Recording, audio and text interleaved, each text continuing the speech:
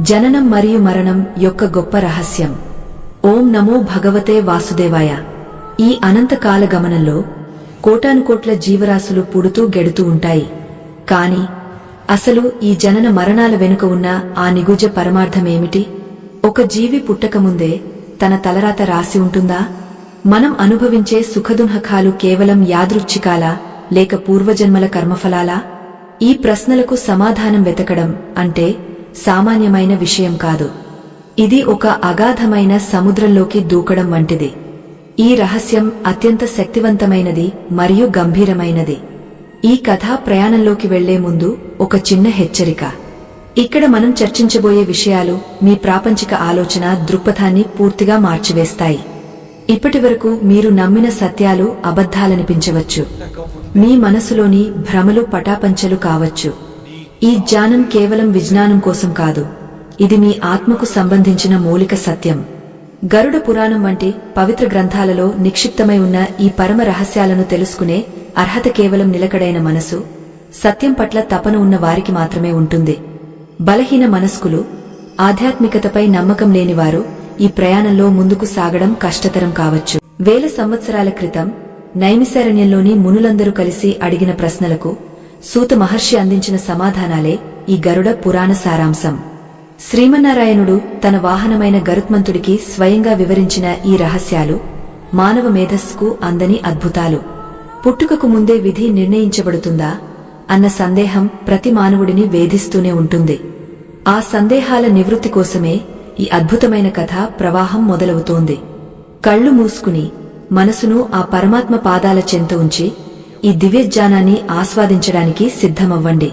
క్షీరసాగర మధ్యాన ఆదిశేషుని పైన పవళించి ఉన్న ఆ జగన్నాటక సూత్రధారి శ్రీమన్నారాయణుని సన్నిధిలో ఒక అద్భుతమైన సంభాషణ జరుగుతోంది. అక్కడ ప్రశాంతత రాజ్యమేలుతోంది.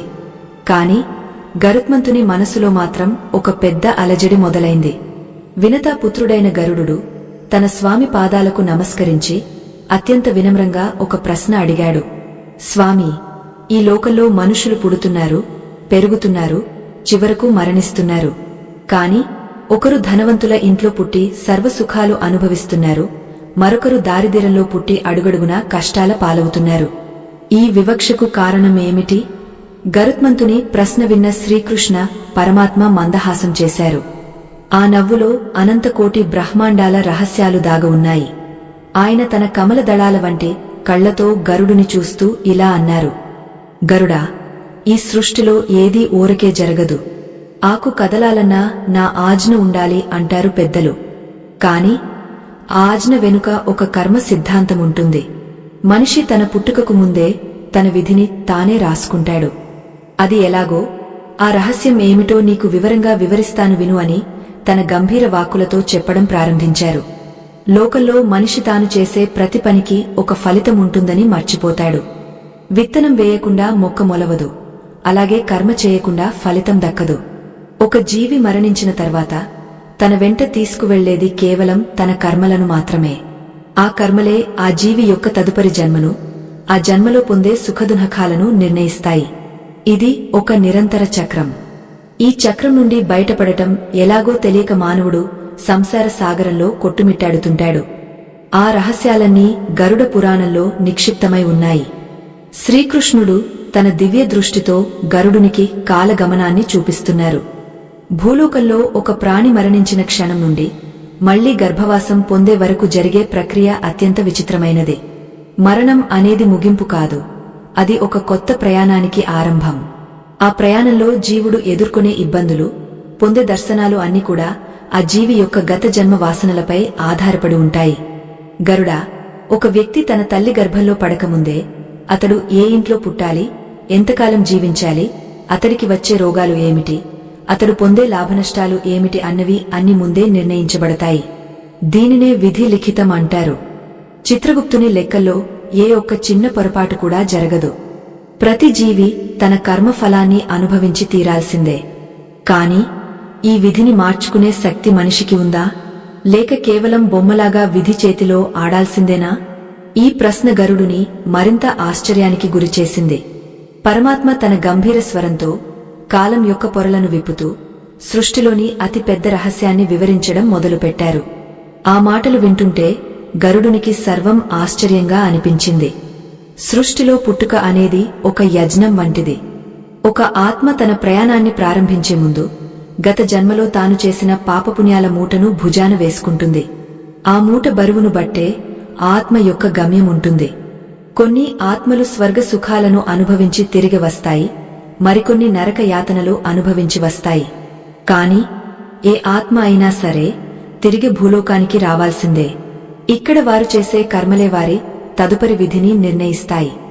ఇది ఒక అంతుచిక్కని మాయాజాలంలా అనిపించినా దీని వెనుక ఒక ఖచ్చితమైన క్రమశిక్షణ ఉంటుంది. పరమాత్మ చెబుతున్న ఈ విషయాలు వింటుంటే గరుడునికి మనిషి జీవితం పట్ల ఉన్న సామాన్య అవగాహన మారిపోయింది. మనం అనుకునే గొప్పతనం, అధికారం, అందం అన్ని కూడా కేవలం తాత్కాలికమైన అలంకారాలే అని అర్థమైంది. అసలైన సంపద మనం చేసే పుణ్యకార్యాలే. పుట్టుకకు ముందే మన విధి వ్రాయబడుతుందన్న సత్యం వెనుక ఉన్న శాస్త్రీయతను, ఆధ్యాత్మిక పరమార్థాన్ని శ్రీకృష్ణుడు అద్భుతమైన ఉదాహరణలతో వివరించసాగారు. ఆ వివరణలు వింటుంటే సృష్టిలోని ప్రతి అణువు ఆ పరమాత్మ చిద్విలాసమే అని స్పష్టమవుతోంది. జీవుడు మరణించిన తర్వాత యమలోక మార్గంలో ప్రయాణించేటప్పుడు అతడికి తన గత జన్మల జ్ఞాపకాలు అన్నీ గుర్తుకు వస్తాయి. అప్పుడు తాను చేసిన తప్పులకు పశ్చాత్తాపపడతాడు. కాని అప్పటికే సమయం మించిపోతుంది. ఆ పశ్చాత్తాపమే తదుపరి జన్మలో ఒక సంస్కారంగా మారుతుంది. అందుకే కొందరు పుట్టుకతోనే దైవచింతన కలిగి ఉంటారు, మరికొందరు రాక్షస ప్రవృత్తితో ఉంటారు. ఇది వారి గత జన్మల సంస్కారాల ఫలితమే. ఈ రహస్యాన్ని తెలుసుకున్నవాడు ఎప్పుడూ ఇతరులను చూసి అసూయపడడు, తన కష్టాలకు కృంగపోడు. గరుడా, ఈ రహస్యాన్ని వింటున్న నీవు ధన్యుడవు. ఎందుకంటే ఇది కేవలం మృత్యువు గురించి చెప్పేది కాదు, ఇది జీవించడం ఎలాగో నేర్పేది. ప్రతి మనిషి తన మరణాన్ని గుర్తుంచుకుంటే అతడు చేసే ప్రతి పనిలోనూ ధర్మం ఉంటుంది. ధర్మబద్ధమైన జీవితం గడిపినవాడు విధిని కూడా జయించగలడు. కాని ఆ రహస్యమేమిటి? విధిని మార్చే శక్తి కేవలం భగవంతుడికి మాత్రమే ఉందా, లేక మనిషికి కూడా ఉందా? ఈ విషయాలను తెలుసుకోవాలంటే మనం జీవుడి అంతిమ ప్రయాణం గురించి, చిత్రగుప్తుని కార్యాలయం గురించి ఇంకా లోతుగా తెలుసుకోవాలి. శ్రీకృష్ణుడు తన ప్రవచనాన్ని కొనసాగస్తూ ఒక జీవి గర్భంలోకి ప్రవేశించే ముందు జరిగే సన్నివేశాలను దృశ్యరూపంలో చూపిస్తున్నారు. ఆ దృశ్యాలు అత్యంత అద్భుతంగా, భయంకరంగా మరియు ఆలోచింపజేసేవిగా ఉన్నాయి. గరుడు మౌనంగా కళ్లప్పగించి ఆ దృశ్యాలను చూస్తున్నాడు. లోకంలో ప్రతి ఒక్కరూ తెలుసుకోవాల్సిన అసలైన సత్యం ఇక్కడే దాగ ఉంది. మన పుట్టుక వెనుక ఉన్న ఆ రహస్య ఒప్పందమేమిటి? మనం ఈ భూమి మీదకు వచ్చే ముందు ఆ పరమాత్మకు ఇచ్చే వాగ్దానమేమిటి? ఇవన్నీ ఇప్పుడు ఒక్కొక్కటిగా బయటపడనున్నాయి. ఆ పరమాత్మ చూపిస్తున్న ఆ దృశ్యాలలో ఒక ఆత్మ తన కర్మల భారాన్ని మోస్తూ మళ్లీ ఈ మృత్యులోకంలోకి అడుగుపెట్టడానికి సిద్ధమవుతోంది. ఆ జీవుడు మొదట తండ్రి తీసుకునే ఆహారం ద్వారా పురుష శరీరంలోకి ప్రవేశిస్తాడు. అక్కడ నుండి శుక్రకణం రూపంలో తల్లి గర్భంలోకి చేరుకుంటాడు. ఇది వినడానికి సామాన్యంగా అనిపించినా దీని వెనుక ఒక అద్భుతమైన కాల చక్రం దాగ ఉంది. ఆ క్షణం నుండి ఆ జీవుడికి 10 నెలల కారాగారవాసం మొదలవుతుంది. ఆ కటిక చీకటిలో కేవలం ఒక చిన్న పిండం రూపంలో ఆత్మ బందీ అవుతుంది. తొలి మాసంలో ఆ జీవుడు కేవలం ఒక నీటి బుడగలాగా ఉంటాడు. రెండవ మాసంలో అది ఒక మాంసపు ముద్దగా మారుతుంది.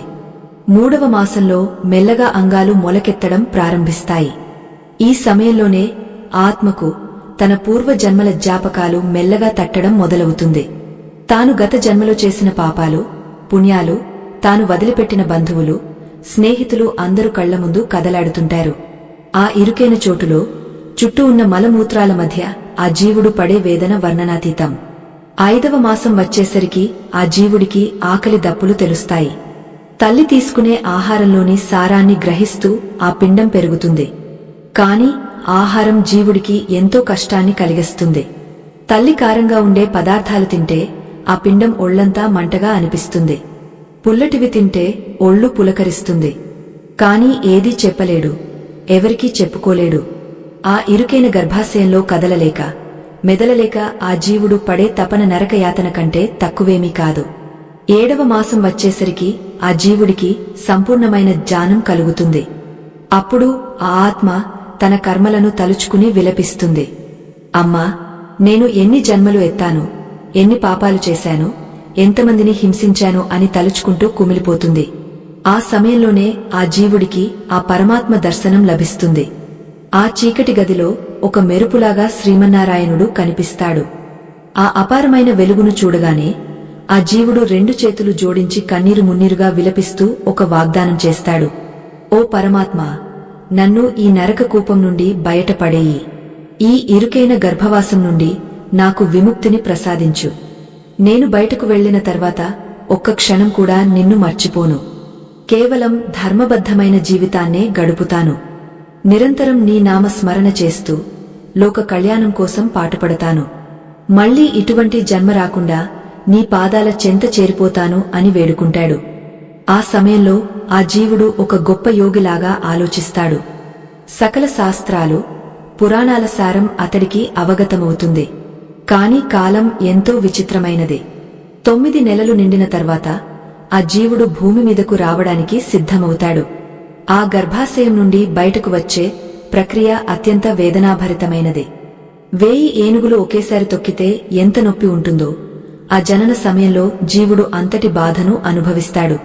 ఆ క్రమంలోనే ప్రసూతి వాయువుల ప్రభావం వల్ల ఆ జీవుడికి ఉన్న జ్ఞానం అంతా మెల్లగా ఆవిరైపోతుంది.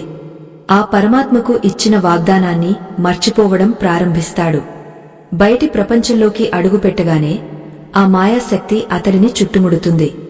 వైష్ణవ వాయువు తగలగానే ఆ జీవుడు తన పూర్వజన్మ స్మృతులను కోల్పోతాడు. గర్భంలో ఉన్నప్పుడు చేసిన ప్రతినలు, ఆ పరమాత్మ రూపం అన్నీ మాయమైపోతాయి. అందుకే బిడ్డ పుట్టగానే ఏడుస్తుంది.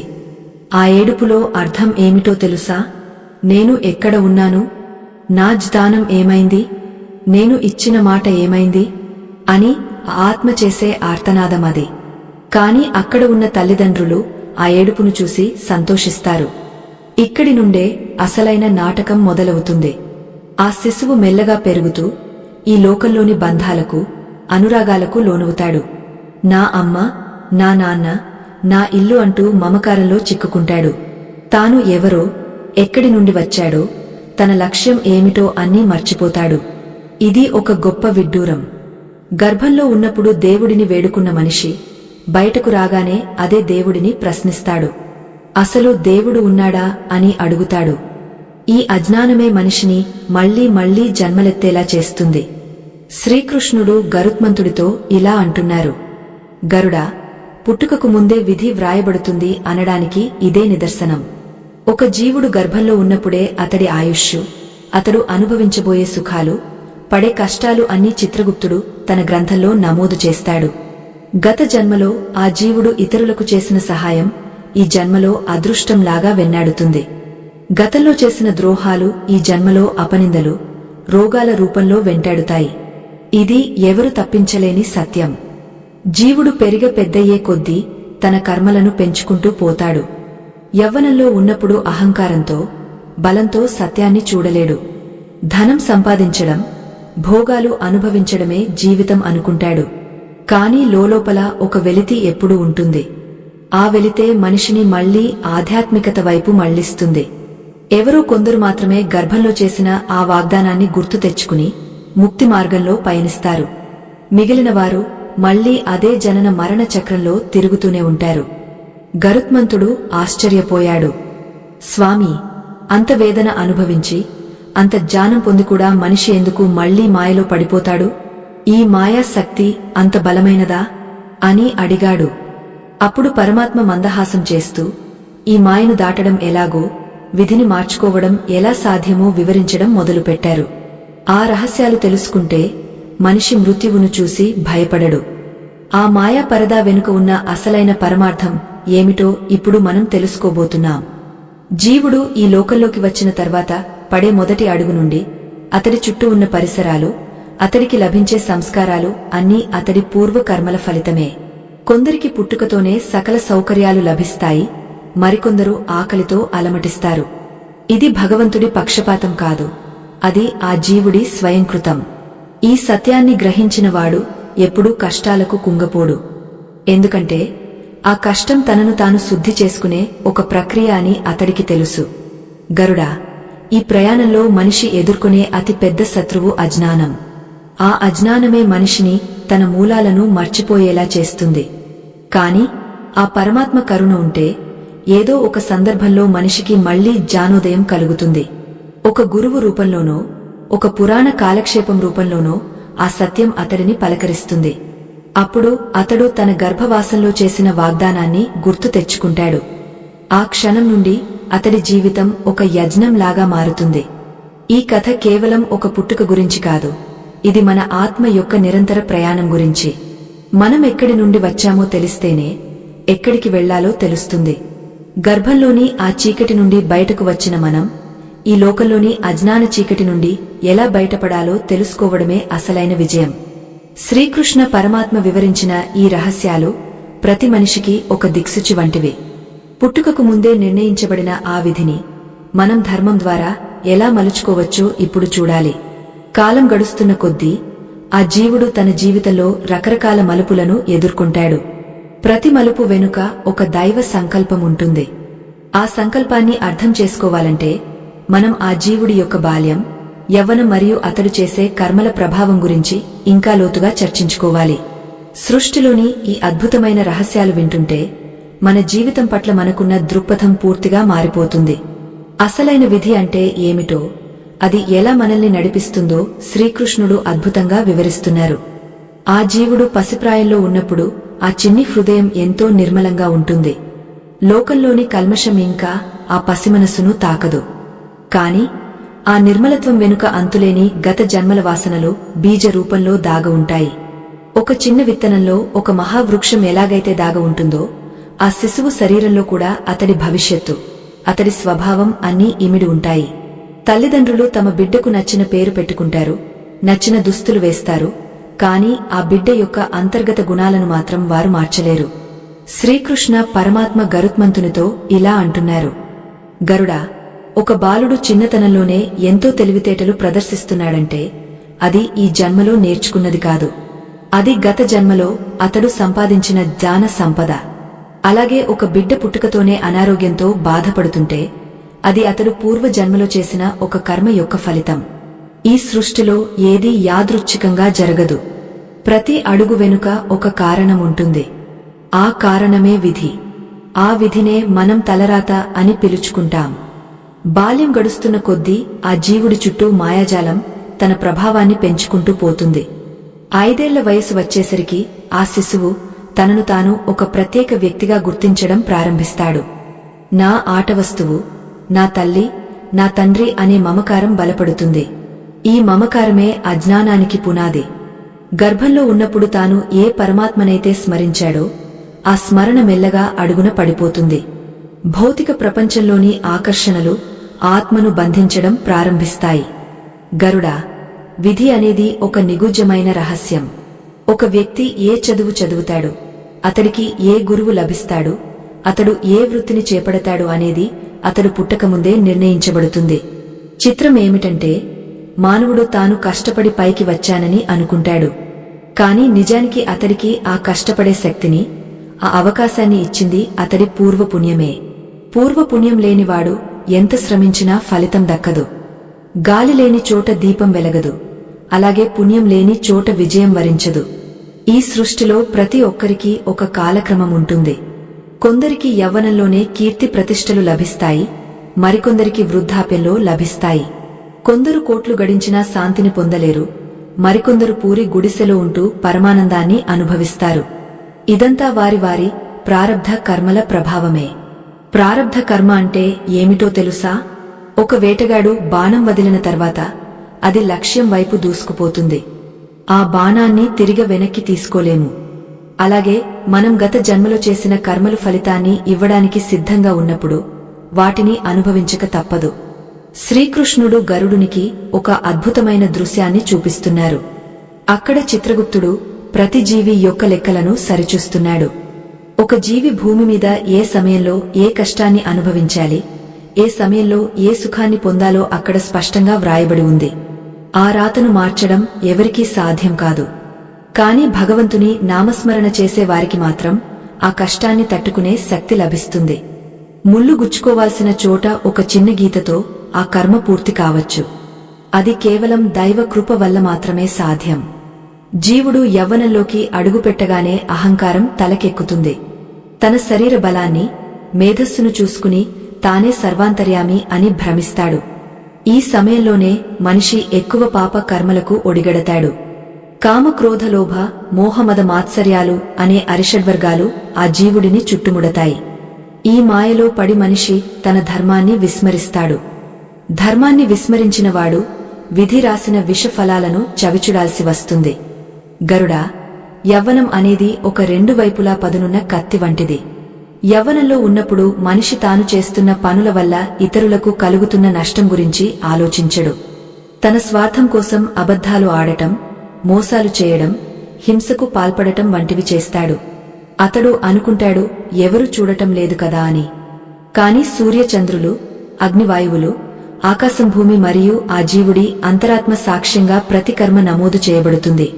ఆ కర్మలే అతడి తర్వాతి జన్మకు లేదా ఈ జన్మలోనే రాబోయే మలిదశకు పునాదులు అవుతాయి. విధి అనేది కేవలం శిక్ష మాత్రమే కాదు, అది ఒక దిద్దుబాటు చర్య కూడా. ఒక వ్యక్తికి కష్టం కలిగిందంటే అది అతడిని వివేకిగా మార్చడానికే. మనిషి సుఖంలో ఉన్నప్పుడు భగవంతుడిని తలవడు, కాని కష్టం రాగానే దేవాలయాల చుట్టూ తిరుగుతాడు. అంటే కష్టం అనేది మనిషిని మళ్లీ దైవ మార్గంలోకి మళ్లించడానికి ప్రకృతి చేసే ఒక ప్రయత్నం. గరుడా, పుట్టుకకు ముందే విధి వ్రాయబడుతుంది అంటే అర్థం మనం గతంలో చేసిన పనుల ఫలితాలు పంపిణీ చేయబడతాయని అర్థం. చిత్రగుప్తుని గ్రంథంలో ప్రతి జీవికి ఒక రహస్య సంకేతం ఉంటుంది. ఆ సంకేతం ప్రకారం ఆ జీవుడు ఎక్కడ పుట్టాలో, ఎవరి కడుపున జన్మించాలో ముందే ఖరారు అవుతుంది. ఒక జీవి ఎంతో పుణ్యం చేసి ఉంటేనే ఉత్తమమైన సంస్కారం ఉన్న ఇంట్లో పుడతాడు. అలా కాకుండా పాపభూయిష్టమైన కర్మలు చేసి ఉంటే అధమమైన పరిస్థితుల్లో జన్మిస్తాడు. కాని ఎక్కడ పుట్టినా ఆ జీవుడికి తన విధిని మార్చుకునే ఒక చిన్న అవకాశం ఉంటుంది. ఆ అవకాశమే పురుషకారం. అంటే భగవంతుడు ఇచ్చిన విచక్షణ జ్ఞానంతో ధర్మం వైపు మొగ్గు చూపడం. పరమాత్మ మాటలు వింటున్న గరుడునికి ఒక పెద్ద సందేహం కలిగింది.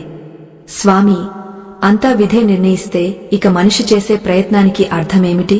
విధిని మార్చలేనప్పుడు కర్మ చేయడంలో అంతరార్థమేమిటి అని అడిగాడు.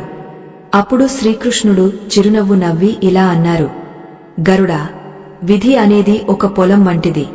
అందులో మనం గతంలో వేసిన విత్తనాలు ఇప్పటికే మొలకెత్తాయి. వాటిని మనం మార్చలేము. కాని ఇప్పుడు మనం వేసే కొత్త విత్తనాలు భవిష్యత్తులో మనకు మంచి పంటను ఇస్తాయి. అంటే ప్రస్తుత కర్మలే భవిష్యత్తు విధులు. మనిషి తన ఆలోచనల ద్వారా తన విధిని తానే నిర్మించుకుంటాడు. మనస్సులో ఏ ఆలోచనలు ఉంటే అటువంటి పనులే చేస్తాము. ఏ పనులు చేస్తామో అటువంటి ఫలితాలే పొందుతాము. అందుకే పెద్దలు మనస్సును ప్రశాంతంగా, పవిత్రంగా ఉంచుకోవాలని చెప్పారు. పుట్టుకకు ముందే వ్రాయబడిన విధిని అనుభవిస్తూనే కొత్తగా పాప కర్మలు చేయకుండా ఉండటమే జ్ఞాని లక్షణం. ఇలా ఉండటం వల్ల మనిషి మెల్లగా కర్మ చక్రం నుండి బయటపడతాడు. లేకపోతే ఈ చక్రం అనంతంగా తిరుగుతూనే ఉంటుంది. గరుడా, ఒక వ్యక్తి మరణించే సమయానికి అతడు ఏ ఆలోచనతో ఉంటాడో ఆలోచనే అతడి తర్వాతి జన్మకు మూలమవుతుంది.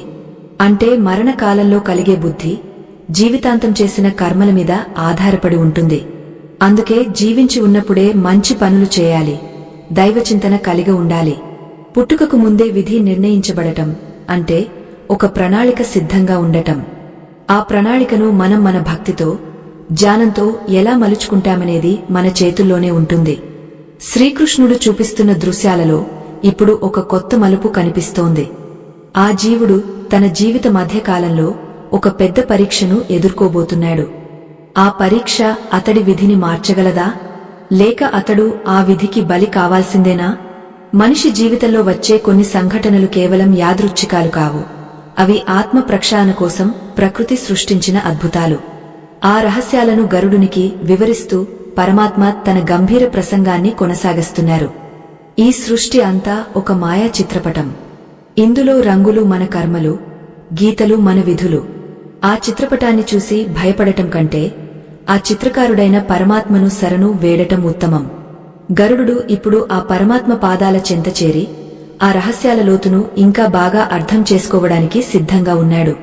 ప్రతి ప్రాణి తన మనుగడ వెనుక ఉన్న ఈ నిగూఢ సత్యాన్ని తెలుసుకున్న రోజున లోకంలో అశాంతి ఉండదు. ప్రతి ఒక్కరూ తమ కర్మల పట్ల బాధ్యతగా ఉంటారు. ఆ గంభీరమైన వనంలో నిశ్శబ్దం ఆవరించి ఉంది. కేవలం శ్రీకృష్ణుని వాణి మాత్రమే ప్రతిధ్వనిస్తోంది. గరుడా, యవ్వనం అనే మత్తు దిగిపోయే సమయానికి మనిషి సంసారం అనే చక్రబంధంలో చిక్కుకుంటాడు.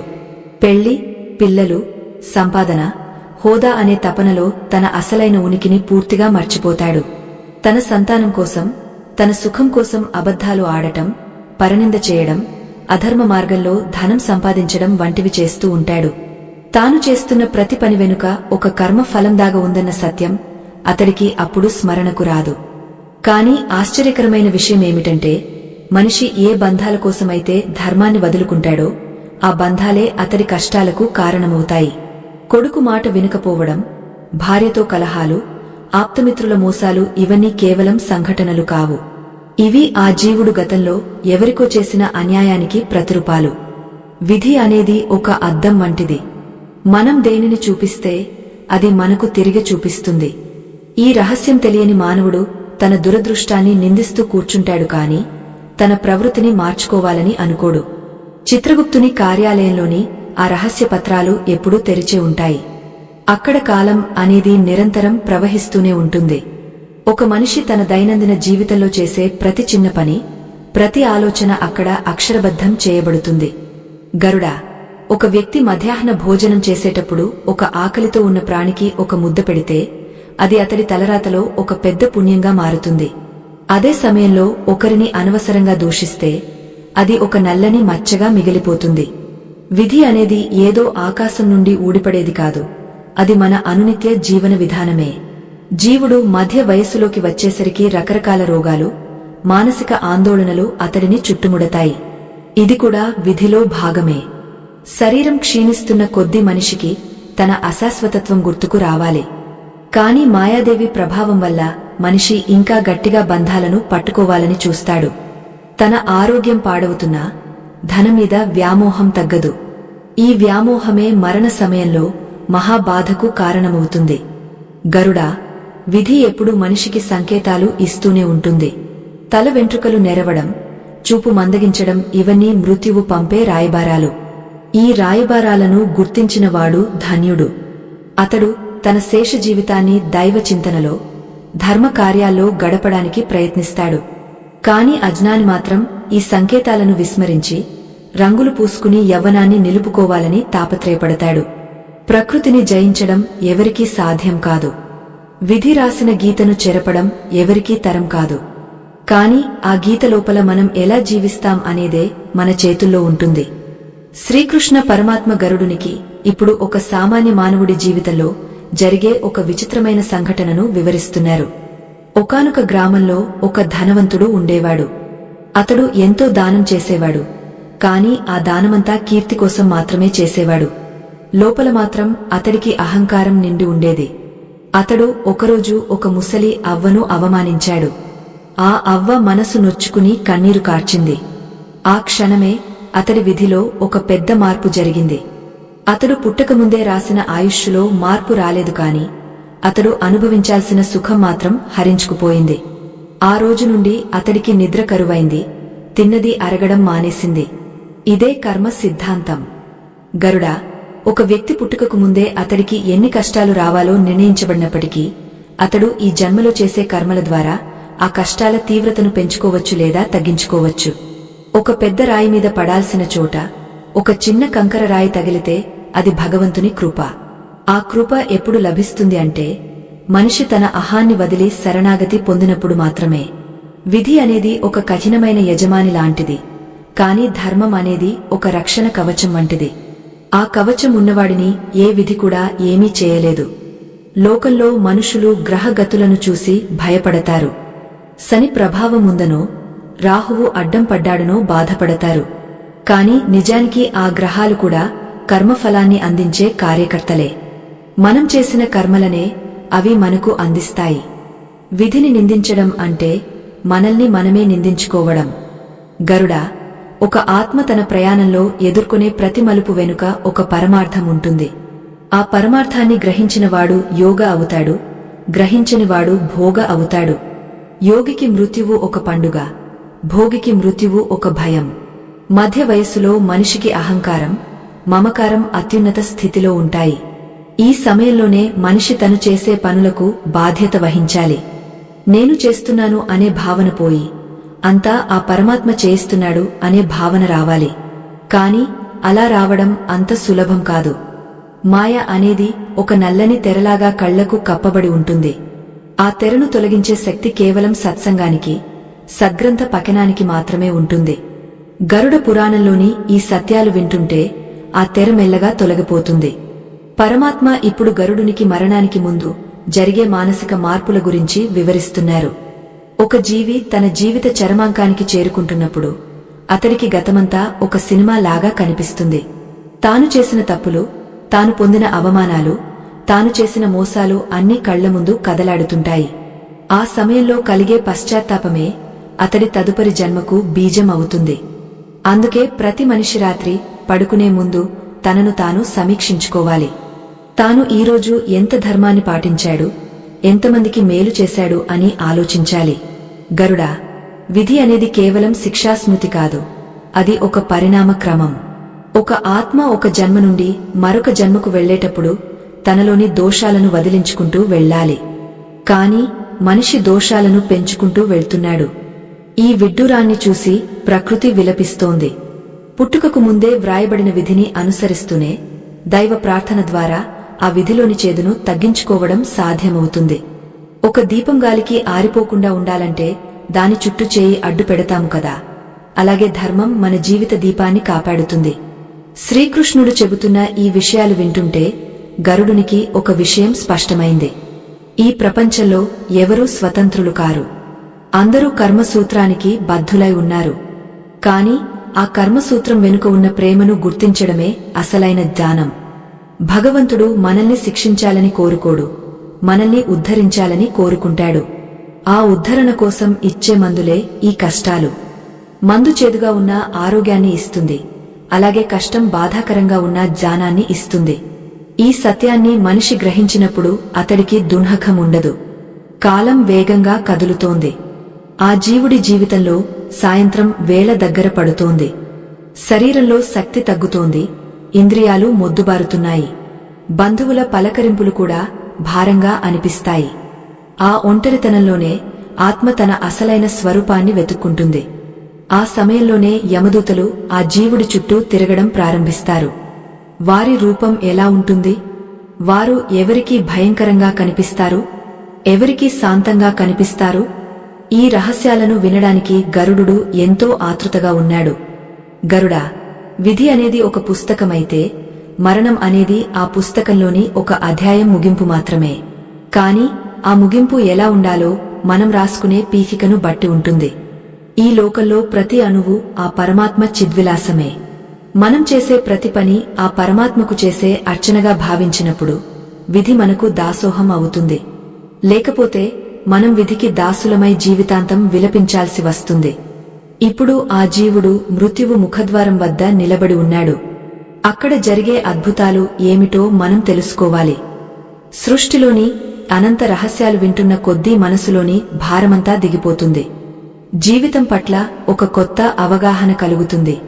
మరణం అంటే భయం పోయి అది ఒక సహజమైన ప్రక్రియ అనే ధైర్యం వస్తుంది. శ్రీకృష్ణ పరమాత్మ తన గంభీర వాక్కులతో ఈ విశ్వ రహస్యాలను ఛేదిస్తూ గరుడునికి మరియు మనందరికీ ఒక మహాజ్ఞానాన్ని ప్రసాదిస్తున్నారు. ఈ ప్రయాణం ఇంకా ఎన్నో మలుపులు తిరగనుంది. మృత్యువు వెనుక ఉన్న ఆ లోకం గురించి, అక్కడ జరిగే విచారణ గురించి ఇప్పుడు మనం తెలుసుకోబోతున్నాం. శరీరంలోని ప్రాణవాయువు మెల్లమెల్లగా తన పట్టును కోల్పోతున్న ఆ సమయం అత్యంత భయానకమైనదే.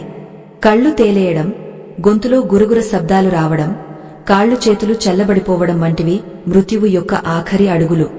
ఆ సమయంలో ఆ జీవుడికి తన చుట్టూ ఉన్నవారు మాట్లాడే మాటలు వినిపిస్తాయి కాని సమాధానం చెప్పే శక్తి ఉండదు.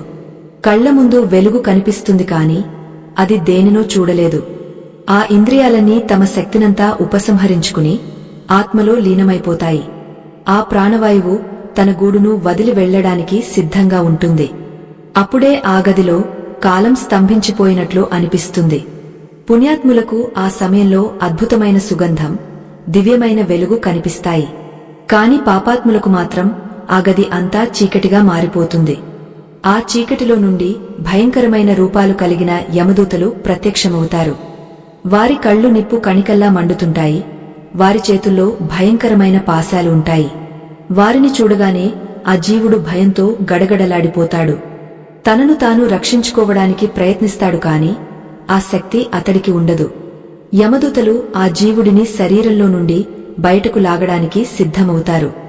ఆ సమయంలో ఆత్మ పడే వేదన వర్ణనాతీతం. పచ్చి చర్మాన్ని శరీరం నుండి వలిస్తే ఎంత నొప్పి ఉంటుందో, ఆ ప్రాణం శరీరాన్ని వదిలేటప్పుడు అంతటి బాధ కలుగుతుంది. మనిషి తన జీవితకాలంలో చేసిన పాపాలు ఆ సమయంలో ఒక్కొక్కటిగా కళ్ల ముందు కదలాడుతుంటాయి. తాను మోసం చేసిన వారు, తాను హింసించిన ప్రాణులు అన్ని రూపాలు దాల్చి తనను వెంటాడుతున్నట్లు అనిపిస్తుంది. ఇది విధి రాసిన ఆఖరి శిక్షలో మొదటి భాగం. శ్రీకృష్ణ పరమాత్మ ఈ భయానక దృశ్యాలను వివరిస్తుంటే గరుత్మంతుడు వణికిపోయాడు. స్వామీ, అంతటి బాధ నుండి తప్పించుకునే మార్గమే లేదా అని అడిగాడు. అప్పుడు పరమాత్మ మందహాసం చేస్తూ, ఆత్మ బంధువులారా, సనాతన ధర్మ ప్రచారం కోసం మరియు ఈ ఆధ్యాత్మిక విజ్ఞానాన్ని భావితరాలకు అందించడం కోసం మా బృందం ఎంతో శ్రమిస్తోంది. ఈ మహత్కార్యంలో మీ మద్దతు మాకు ఎంతో అవసరం. మా ఈ కృషి మీకు నచ్చితే మీ శక్తి మేరకు మాకు తోడుగా నిలబడండి. దీనికి సంబంధించిన స్కానర్ ఈ వీడియో చివరలో మీకు కనిపిస్తుంది, లేదా డిస్క్రిప్షన్లో ఉన్న వివరాల ద్వారా మీ మద్దతును అందించవచ్చు. ఇక ఆ ప్రాణోత్క్రమణం జరిగిన తర్వాత ఆ జీవుడు తన శరీరానికి పైన గాలిలో తేలుతూ ఉంటాడు. తాను ప్రాణంగా ప్రేమించిన తన దేహం ఇప్పుడు నిశ్చలంగా పడి ఉండటం చూసి అతడు దిగ్భ్రాంతి చెందుతాడు. తన భార్య, బిడ్డలు శవం చుట్టూ చేరి ఏడుస్తుంటే వారి దగ్గరకు వెళ్లి వారిని ఓదార్చాలని చూస్తాడు. కాని అతడికి శరీరం లేదు, మాట లేదు. అతడు ఎంత పిలిచినా ఎవరికీ వినిపించదు. తన ఆస్తులు, తన హోదా, తన అహంకారం ఏవీ ఇప్పుడు అతడికి తోడు రావు. కేవలం తాను చేసిన కర్మల మూట మాత్రమే అతడి వెంట ఉంటుంది. ఆ సమయంలో యమదూతలు ఆ జీవుడిని పాశాలతో బంధించి తీసుకువెళ్లడానికి సిద్ధమవుతారు. ఆ జీవుడు తన ఇంటిని, తన బంధువులను వదిలి వెళ్లలేక విలపిస్తాడు. తన శరీరాన్ని తగలబెడుతుంటే ఆ మంటల వేడిని అతడు అనుభవిస్తాడు. ఒక మనిషి చనిపోయిన తర్వాత కూడా అతడికి కొంతకాలం పాటు మమకారం ఉంటుంది. ఆ మమకారమే అతడిని ఆ ఇంటి చుట్టూ తిరిగేలా చేస్తుంది. కాని యమదూతలు ఏమాత్రం దయ చూపరు. కర్మఫలాన్ని అనుభవించడానికి యమలోకానికి ప్రయాణం మొదలవ్వాల్సిందే అని వారు ఆ జీవుడిని ఈడ్చుకుపోతారు. యమలోకానికి వెళ్లే మార్గం అత్యంత దుర్భరమైనది. వేల మైళ్ల దూరమున్న ఆ దారిలో ఎక్కడా నీడ ఉండదు. దాహం తీర్చుకోవడానికి నీరు ఉండదు. ఎండ నిప్పులు కురిపిస్తుంటే ఆ జీవుడు కాళ్లు కాలుతున్నా సరే నడవాల్సిందే. దారి పొడుగునా భయంకరమైన అడవులు, ముళ్ల పొదలు ఉంటాయి. అక్కడ ఉండే కాకులు, కుక్కలు ఆ జీవుడిని పీక్కు తింటుంటాయి. కాని ఆ జీవుడు చనిపోడు, కేవలం ఆ నొప్పిని మాత్రమే అనుభవిస్తాడు. ఎందుకంటే అది యాతనా శరీరం. కేవలం కష్టాలను అనుభవించడానికి మాత్రమే ఆ శరీరం ఏర్పడుతుంది. గరుడా, ఒక వ్యక్తి తన జీవితంలో దానధర్మాలు చేసి ఉంటే ఆ మార్గంలో అతడికి కొంత ఉపశమనం లభిస్తుంది. ఎవరైతే పాదరక్షలు దానం చేస్తారో వారికి ఆ వేడి ఇసుకలో నడిచేటప్పుడు పాదాలు కాలకుండా ఉంటాయి. ఎవరైతే గొడుగు దానం చేస్తారో వారికి ఆ ఎండ నుండి రక్షణ లభిస్తుంది. ఎవరైతే అన్నదానం చేస్తారో వారికి ఆకలి వేసినప్పుడు ఆహారం లభిస్తుంది. ఇవేవి చేయని అజ్ఞాని మాత్రం నరకయాతన అనుభవిస్తూ ఆ ప్రయాణాన్ని కొనసాగించాలి. విధి ఎంత కఠినమైనదో ఆ మార్గంలో నడిచేటప్పుడు అర్థమవుతుంది. దారిలో వైతరిణీ నది ఎదురవుతుంది. ఆ నది నీరు కాదు, అది రక్తం, చీము, మలమూత్రాలతో నిండి ఉంటుంది.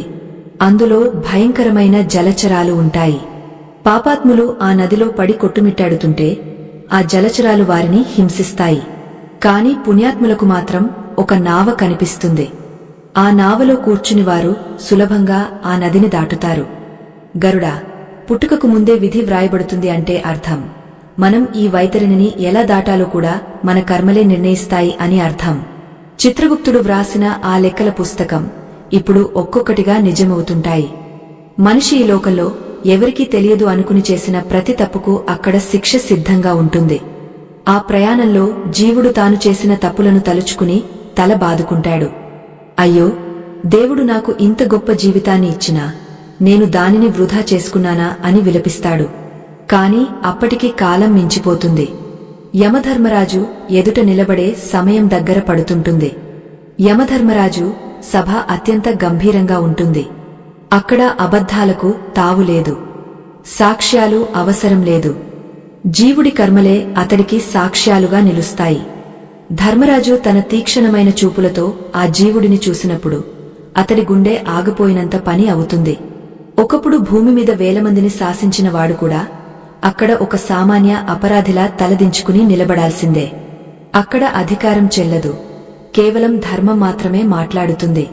ఆ సభలో జరిగే విచారణ ఎలా ఉంటుందో ఊహిస్తేనే ఒళ్ళు గగుర్పొడుస్తుంది. శ్రీకృష్ణ పరమాత్మ ఆ విచారణలోని నిగుజ సత్యాలను వివరిస్తుంటే గరుడు మౌనంగా వింటున్నాడు.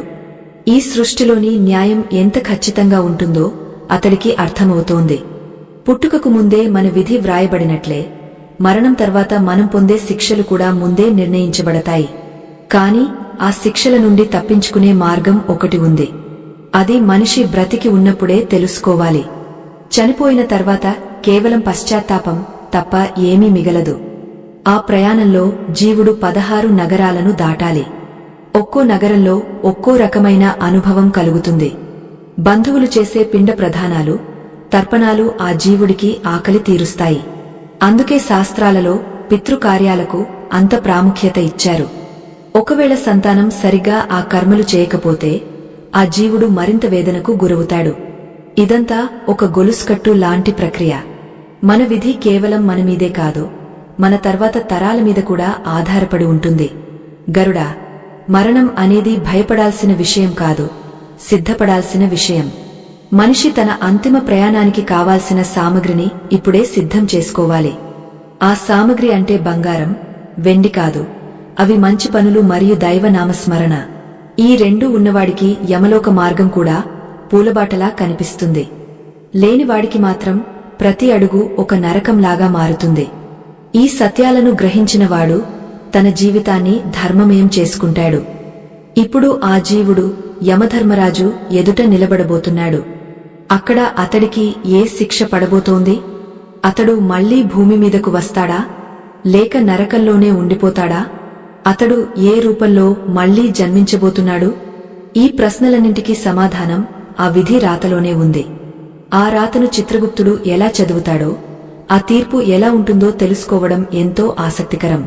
మృత్యువు వెనుక ఉన్న ఆ రహస్య ప్రపంచంలోకి మనం ఇంకా లోతుగా వెళ్లబోతున్నాం. యమధర్మరాజు సభా ప్రాంగణం అత్యంత భీతిని గొలిపే విధంగా ఉంటుంది. అక్కడ వెలుగు ఉన్నా అది సూర్యుడి ప్రకాశం కాదు, ఆత్మల తపన నుండి పుట్టే ఒక వింతైన కాంతి.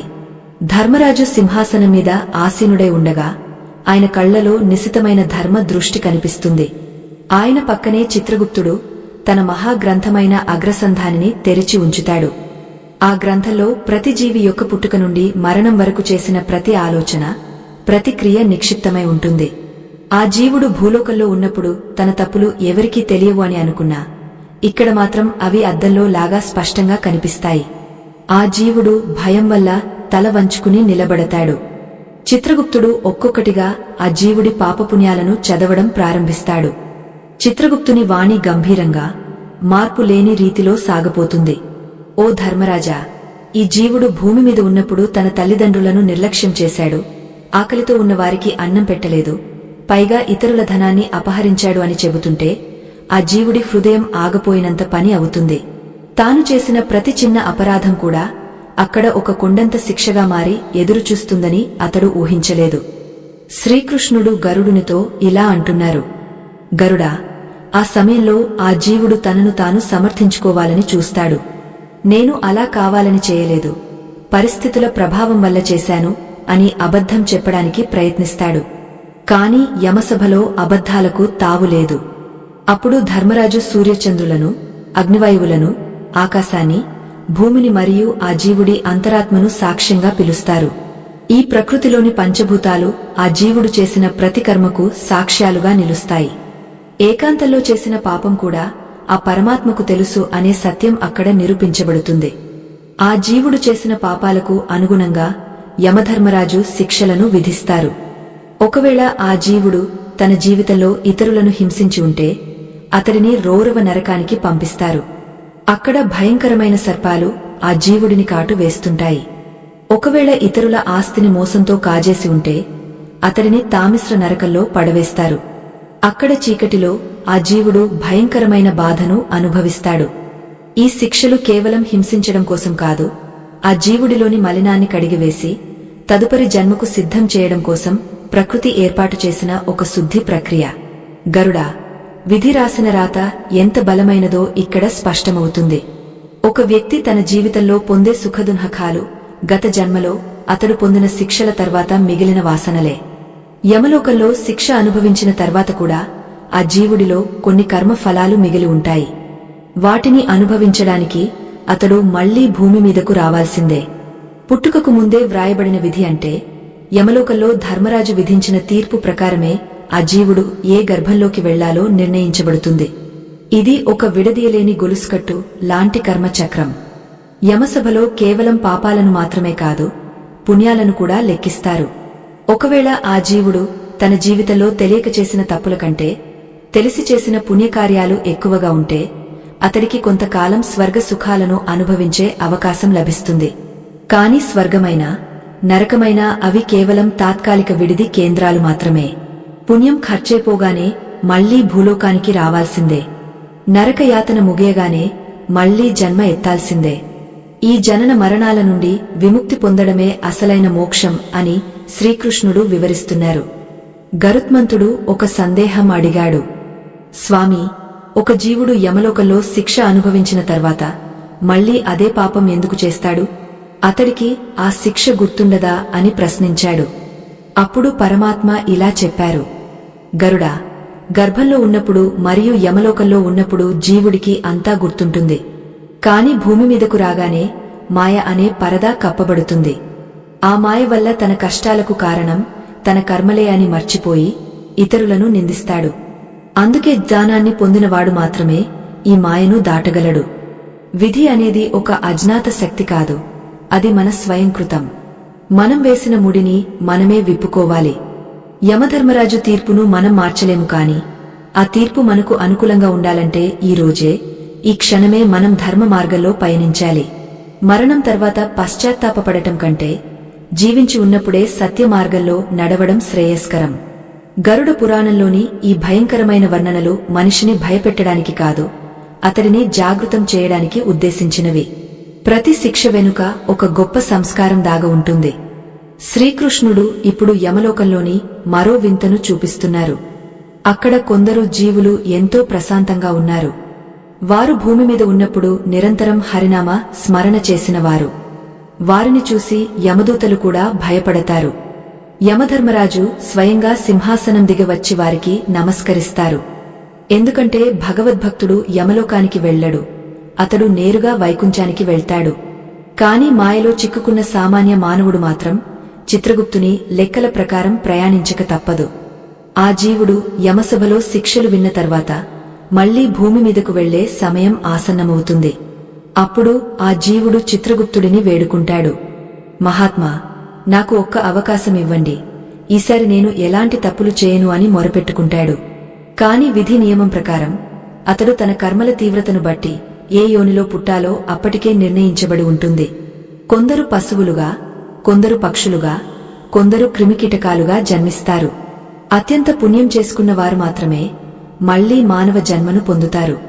విధి రాసిన రాత ప్రకారం ఆ జీవుడు ఏ తల్లి గర్భంలోకి వెళ్లాలో, ఏ తండ్రికి పుట్టాలో నిర్ణయించబడుతుంది.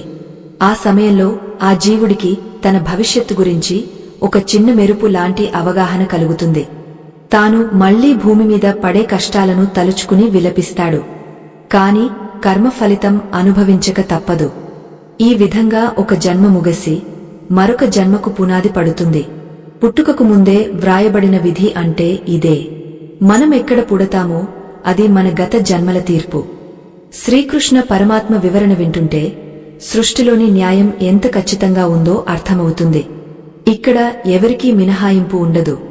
రాజు అయినా పేదవాడైనా ధర్మం ముందు సమానమే. మనిషి తన శరీరమే తాను అని భ్రమపడతాడు కాని అసలైన తాను ఆత్మ అని గ్రహించలేడు. ఆత్మకు చావు లేదు, కేవలం మారుతున్న శరీరాలే ఉంటాయి. పాత బట్టలు వదిలేసి కొత్త బట్టలు వేసుకున్నట్లు ఆత్మ తన కర్మల ప్రకారం కొత్త శరీరాలను ధరిస్తుంది. ఈ రహస్యం తెలిసినవాడు మృత్యువును చూసి నవ్వుతాడు. గరుడా, ఈ కర్మ సిద్ధాంతం తెలియక మనుషులు అశాంతికి లోనవుతున్నారు. విధిని జయించడం అంటే దానిని ఎదిరించడం కాదు, దానిని అర్థం చేసుకుని భగవంతునిలో లీనమవ్వడం. మన తలరాతను మనమే రాసుకుంటున్నాము అనే విషయం తెలిస్తే మనిషి ఎప్పుడూ తప్పు చేయడు. ప్రతి కష్టం ఒక పాణ్యం, ప్రతి సుఖం ఒక పరీక్ష. ఈ పరీక్షల్లో నెగ్గినవాడే ముక్తుడు అవుతాడు. యమలోక ప్రయాణం ముగిసిన తర్వాత ఆ జీవుడు మళ్లీ గర్భవాసానికి ఎలా చేరుకుంటాడో, ఆ మార్గంలోని రహస్యాలు ఏమిటో ఇప్పుడు మనం తెలుసుకోబోతున్నాం. కాలం గడుస్తున్న కొద్దీ ఆ జీవుడి యాతన శరీరం కరిగిపోతుంది. అతడు తన కర్మలను అనుభవించిన తర్వాత సూక్ష్మ రూపంలో మళ్లీ భూమికి ప్రయాణమవుతాడు. ఈ ప్రయాణంలో అతడికి సహాయపడే శక్తులు ఏవి? ప్రకృతి అతడిని మళ్లీ ఎలా ఆకర్షిస్తుంది? ఒక ఆత్మ తన తదుపరి గమ్యాన్ని ఎలా ఎంచుకుంటుంది? ఈ విషయాలు ఎంతో ఆశ్చర్యకరంగా ఉంటాయి. శ్రీకృష్ణుడు ఆ రహస్యాలను గరుడునికి వివరిస్తూ సృష్టిలోని పరిణామ క్రమాన్ని కళ్లకు కట్టినట్లు చూపిస్తున్నారు. మన జీవితం ఒక మహాసముద్రమైతే మన కర్మలు అందులోని అలలు. ఆ అలల తాకిడికి మన పడవ ఎటు వెళ్తుందో తెలియదు. కాని ఒక సమర్థుడైన నావికుడు ఉంటే ఆ పడవ సురక్షితంగా ఒడ్డుకు చేరుతుంది. ఆ నావికుడే పరమాత్మ. ఆయనను శరణు వేడిన వారికి విధి రాసిన కష్టాలు కూడా వరాలుగా మారుతాయి. యమలోకంలోని ఆ గంభీర వాతావరణం నుండి మళ్లీ భూలోకానికి వచ్చే ఆత్మ ప్రయాణం ఎంతో ఉత్కంఠభరితంగా ఉంటుంది. ఆ రహస్యాలను గరుడు ఏకాగ్రతతో వింటున్నాడు. ఆ యమసభ నుండి వెలువడిన ఆత్మ ఇప్పుడు ఒక దిక్కులేని పక్షిలా అనంతమైన ఆకాశంలో తేలియాడుతుంటుంది. తన యాతన శరీరం కరిగిపోయి కేవలం ఒక సూక్ష్మ రూపంలో ఉన్న ఆ జీవుడికి తన గమ్యం ఏమిటో తెలియదు. కాని ప్రకృతిలోని అదృశ్య శక్తులు ఆత్మను సరైన మార్గంలో నడిపిస్తుంటాయి. శ్రీకృష్ణ పరమాత్మ గరుత్మంతునితో ఇలా అంటున్నారు: గరుడా, ఆకాశం నుండి ఆత్మ మేఘాలలోకి ప్రవేశిస్తుంది. అక్కడ జలంతో కలిసి వర్షపు చినుకు రూపంలో ఈ భూమి మీదకు చేరుకుంటుంది. ఇది వినడానికి వింతగా ఉన్నా ఒక జీవి మళ్లీ జన్మనెత్తడానికి ప్రకృతి సిద్ధం చేసే తొలి అడుగు ఇది. ఆ వర్షపు చినుకు ఎక్కడ పడాలో, ఏ నేలను తాకాలో కూడా ఆ జీవుడి ప్రారబ్ధమే నిర్ణయిస్తుంది. పచ్చని పొలంలో పడితే ఒకలా ఉంటుంది, ఎడారిలో పడితే మరొకలా ఉంటుంది. ఆ వర్షపు నీటి ద్వారా ఆత్మ భూమిలోకి ఇంకిపోయి అక్కడ పెరుగుతున్న ఓషధులలోకి, అంటే ధాన్యపు గింజలలోకి, కూరగాయలలోకి ప్రవేశిస్తుంది. గరుడా, ఒక బియ్యపు గింజలోగాని ఒక గోధుమ గింజలోగాని ఆత్మ నిగూజంగా దాగ ఉంటుంది.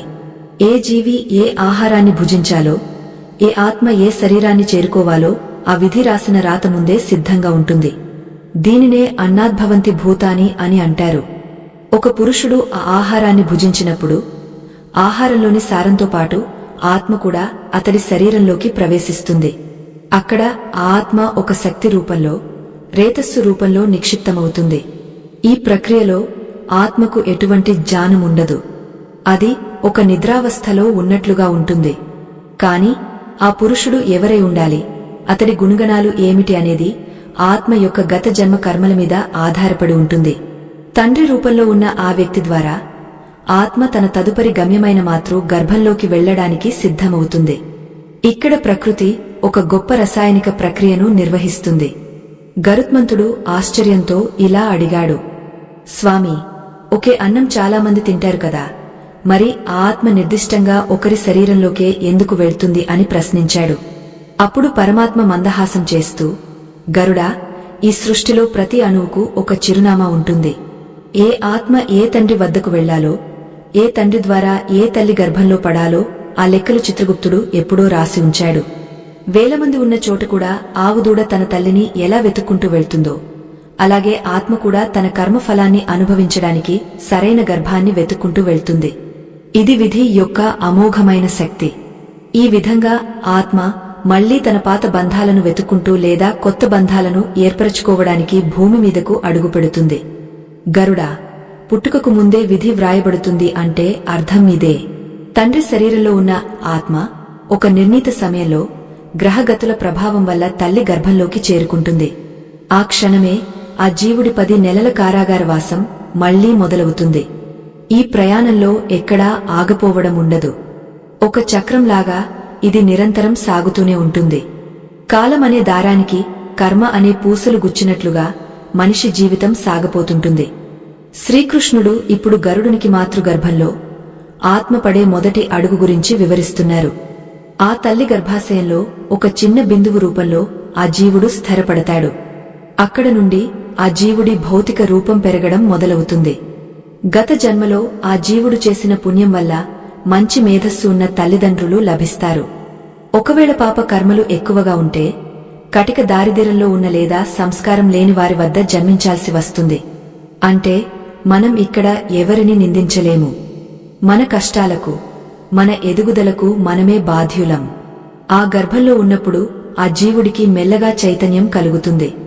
మళ్లీ పాత జ్ఞాపకాలు, మళ్లీ ఆ వేదన మొదలవుతాయి. గరుడా, ఒక ఆత్మ ఒక శరీరం నుండి మరొక శరీరానికి వెళ్లేటప్పుడు తన వెంట తన స్వభావాన్ని కూడా తీసుకువెళ్తుంది. అందుకే కొందరు పిల్లలు పుట్టగానే ఎంతో ప్రశాంతంగా ఉంటారు, మరికొందరు ఎప్పుడూ ఏడుస్తూనే ఉంటారు. ఇదంతా గత జన్మలో వారు అనుభవించిన మానసిక స్థితి యొక్క ప్రతిబింబమే. విధి అనేది కేవలం బయటి పరిస్థితులను మాత్రమే కాదు, మన లోపలి గుణాలను కూడా నిర్ణయిస్తుంది. తల్లి తీసుకునే ఆహారం, ఆమె ఆలోచనలు కూడా ఆ గర్భంలో ఉన్న జీవుడి మీద ప్రభావం చూపుతాయి. కాని ఆ తల్లిని ఎంచుకున్నది కూడా ఆత్మ చేసిన కర్మలే. ఒకవేళ ఆత్మకు గతంలో ఏదైనా తీరని కోరిక ఉంటే ఆ కోరికను తీర్చుకోవడానికి తగిన వాతావరణం ఉన్న చోట అది జన్మిస్తుంది. ఒకవేళ ఎవరికైనా హాని చేయాలని ఉంటే శత్రువుల ఇంట్లోనే పుత్రుడిగా పుట్టి కష్టాలు పెడుతుంది. దీనినే రుణానుబంధం అంటారు. లోకంలో బంధుత్వాలు అన్నీ ఈ రుణానుబంధం మీదే ఆధారపడి ఉంటాయి. మనం ఎవరికి ఇవ్వాలో, ఎవరి నుండి తీసుకోవాలో ఆ విధి ముందే రాసి ఉంచుతుంది. గరుడా, మాతృగర్భంలో ఉన్న ఆ 10 నెలల కాలం ఒక యోగి చేసే తపస్సు వంటిది. ఆ జీవుడు లోపల ఎన్నో సంకల్పాలు చేసుకుంటాడు. ఈసారి బయటకు వెళ్లిన తర్వాత నేను అబద్ధం చెప్పను, ఎవరిని మోసం చేయను, కేవలం ధర్మాన్నే పాటిస్తాను అని పదే పదే తలుచుకుంటాడు. ఆ సమయంలో అతడికి లభించే జ్ఞానం అపారమైనది. కాని ఆ జ్ఞానం కేవలం ఆ గర్భాశయానికే పరిమితమవుతుంది. బయటి ప్రపంచంలో అడుగుపెట్టగానే ఆ మాయా తెరలు అతడిని చుట్టుముట్టడానికి సిద్ధంగా ఉంటాయి. ఇది ఒక విచిత్రమైన జైలు. ఇక్కడ శిక్ష అనుభవిస్తూనే మళ్లీ శిక్ష పడకుండా ఎలా ఉండాలో నేర్చుకోవాలి. శ్రీకృష్ణుడు చెబుతున్న ఈ విషయాలు వింటుంటే గరుడునికి మనసు భారమైపోయింది. స్వామీ, ఈ సంసార చక్రం నుండి అసలు విముక్తి లేదా అని అడిగాడు. అప్పుడు పరమాత్మ ఇలా చెప్పారు, గరుడా, విముక్తి ఉంది. కాని అది విధిని ఎదిరించడం వల్ల రాదు. విధిని అనుభవిస్తూనే దైవంపై మనసు లగ్నం చేయడం వల్ల వస్తుంది. ఎప్పుడైతే ఒక జీవుడు తన కష్టాలకు ఇతరులను నిందించడం మానేస్తాడో అప్పుడే అతడి విముక్తి మార్గం సుగమం అవుతుంది. పుట్టుకకు ముందే వ్రాయబడిన ఆ రాతను మార్చలేకపోయినా ఆ రాత వల్ల కలిగే బాధను భరించే శక్తిని భక్తి ప్రసాదిస్తుంది. కాలక్రమంలో ఆత్మ గర్భంలో సంపూర్ణ రూపాన్ని సంతరించుకుంటుంది. అవయవాలు ఏర్పడతాయి, ఇంద్రియాలు చురుగా మారుతాయి. ఆ సమయంలో ఆ జీవుడికి తన చుట్టూ ఉన్న ప్రపంచం యొక్క స్పర్శ తెలియకపోయినా లోపల తన ఆత్మ ప్రకాశంతో అన్నీ చూస్తుంటాడు. గరుడా, మరణం ఎంతటి నిశ్శబ్దమో జననం కూడా అంతటి గంభీరమైనది. ఈ 2 ద్వారాల మధ్య ఉన్నదే జీవితం. ఈ జీవితంలో మనం చేసే పనులే మళ్లీ మనల్ని ఆ ద్వారాల దగ్గరకు తీసుకువెళ్తాయి. విధి అనేది ఒక నిరంతర ప్రవాహం. అందులో మనం కొట్టుకుపోవాలా లేక ఈదుకుంటూ ఒడ్డుకు చేరాలా అనేది మన వివేకం మీద ఆధారపడి ఉంటుంది. గరుడ పురాణంలోని ఈ సత్యాలు వింటుంటే మానవ జీవితం ఎంతటి విలువైనదో అర్థమవుతుంది. ప్రతి పుట్టుక వెనుక ఎంతో కష్టం, ఎంతో ప్రయాణం దాగి ఉంది. ఈ ప్రయాణాన్ని వృధా చేసుకోవడం అంటే పరమాత్మను అవమానించడమే. మనిషి తన విధిని తలుచుకుని భయపడటం మానేసి తన కర్మలను సరిదిద్దుకోవాలి. ఇప్పుడు ఆ జీవుడు మళ్లీ భూమి మీద పడబోతున్నాడు. ఆ ప్రసవ సమయం దగ్గర పడుతోంది. మాయాదేవి తన మత్తు చల్లడానికి సిద్ధంగా ఉంది. ఆ సమయంలో జరిగే మార్పులు, ఆ జీవుడి మతిమరుపు గురించి ఇప్పుడు మనం వినబోతున్నాం. సృష్టిలోని అనంత రహస్యాలు వింటుంటే గరుడు మౌన ముద్రలో ఉండిపోయాడు. పరమాత్మవాణి అతడికి ఒక దివ్యమైన శాంతిని ఇస్తోంది. పుట్టుకకు ముందే విధి వ్రాయబడుతుంది అన్న మాటలోని అంతరార్థం అతడికి ఇప్పుడు పూర్తిగా అవగతమవుతోంది. మన తలరాతను మనం రాసుకోలేకపోయినా మన భవిష్యత్తును మాత్రం మన చేతులతో మలుచుకోవచ్చు. అది ఎలాగో శ్రీకృష్ణుడు తన అద్భుతమైన సంభాషణ ద్వారా ఇంకా లోతుగా వివరించబోతున్నారు. ఆ దివ్యజ్ఞానం కోసం మనం కూడా సిద్ధమవ్వాలి. ఆ గర్భాశయపు ఇరుకైన గోడల మధ్య 10 నెలల కాలం గడిచిన తర్వాత ఆ జీవుడు బయటి ప్రపంచంలోకి అడుగుపెట్టే ఆ మహాఘడియ ఆసన్నమవుతుంది. ప్రసవ వాయువుల ఒత్తిడి పెరిగి ఆ పిండం కిందికి నెట్టబడుతున్నప్పుడు ఆ జీవుడు పొందే వేదన వర్ణనాతీతం. 1000 తేలులు ఒకేసారి కుట్టినట్లు, ఎముకలు విరుగుతున్నట్లు ఆ శిశువు విలవిలలాడిపోతాడు.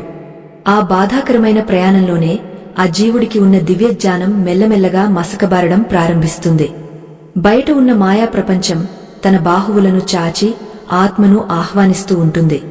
ఆ ఇరుకైన ద్వారం గుండా బయటకు రావడం అంటే ఒక చావు పుట్టుకల మధ్య జరిగే పెనుగులాట వంటిది. భూమి మీద అడుగుపెట్టిన ఆ క్షణంలోనే వైష్ణవ వాయువు అనే ఒక అదృశ్య శక్తి ఆ శిశువును తాకుతుంది. ఆ వాయువు స్పర్శ తగలగానే గర్భంలో ఉన్నప్పుడు ఆ పరమాత్మకు ఇచ్చిన వాగ్దానాలు, గత జన్మల స్మృతులు అన్నీ ఒక్క నిమిషంలో ఆవిరైపోతాయి. ఆ జీవుడికి తన గతం గుర్తుండదు, తన లక్ష్యం స్మరణకు రాదు. ఒక అగాధమైన చీకటి నుండి వెలుగులోకి వచ్చిన ఆత్మ అపరిచితమైన ఈ లోకాన్ని చూసి భయంతో కేక పెడుతుంది. అదే ఆ శిశువు చేసే మొదటి ఏడుపు. ఆ ఏడుపులో ఎంతో ఆవేదన ఉంది. తాను మళ్లీ మాయలో చిక్కుకున్నాననే ఒక అదృశ్యమైన బాధ ఆ శబ్దంలో ధ్వనిస్తుంది. శ్రీకృష్ణ పరమాత్మ గరుడునితో ఇలా అంటున్నారు: గరుడా, శిశువు పుట్టగానే ఏడుస్తుంది కదా, దానికి అర్థం ఏమిటో తెలుసా? కోహం కోహం అని అడుగుతుంది. అంటే నేను ఎవరిని, ఎక్కడి నుండి వచ్చాను అని ఆత్మ ప్రశ్నిస్తుంది.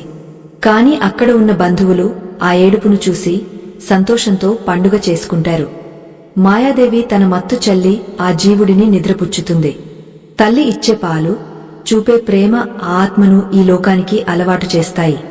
మెల్లమెల్లగా ఆ శిశువు తనను తాను ఒక శరీరంగా గుర్తించడం ప్రారంభిస్తాడు. అహంకారం అనే బీజం ఆ చిన్ని మనసులో మొలకెత్తడం మొదలవుతుంది.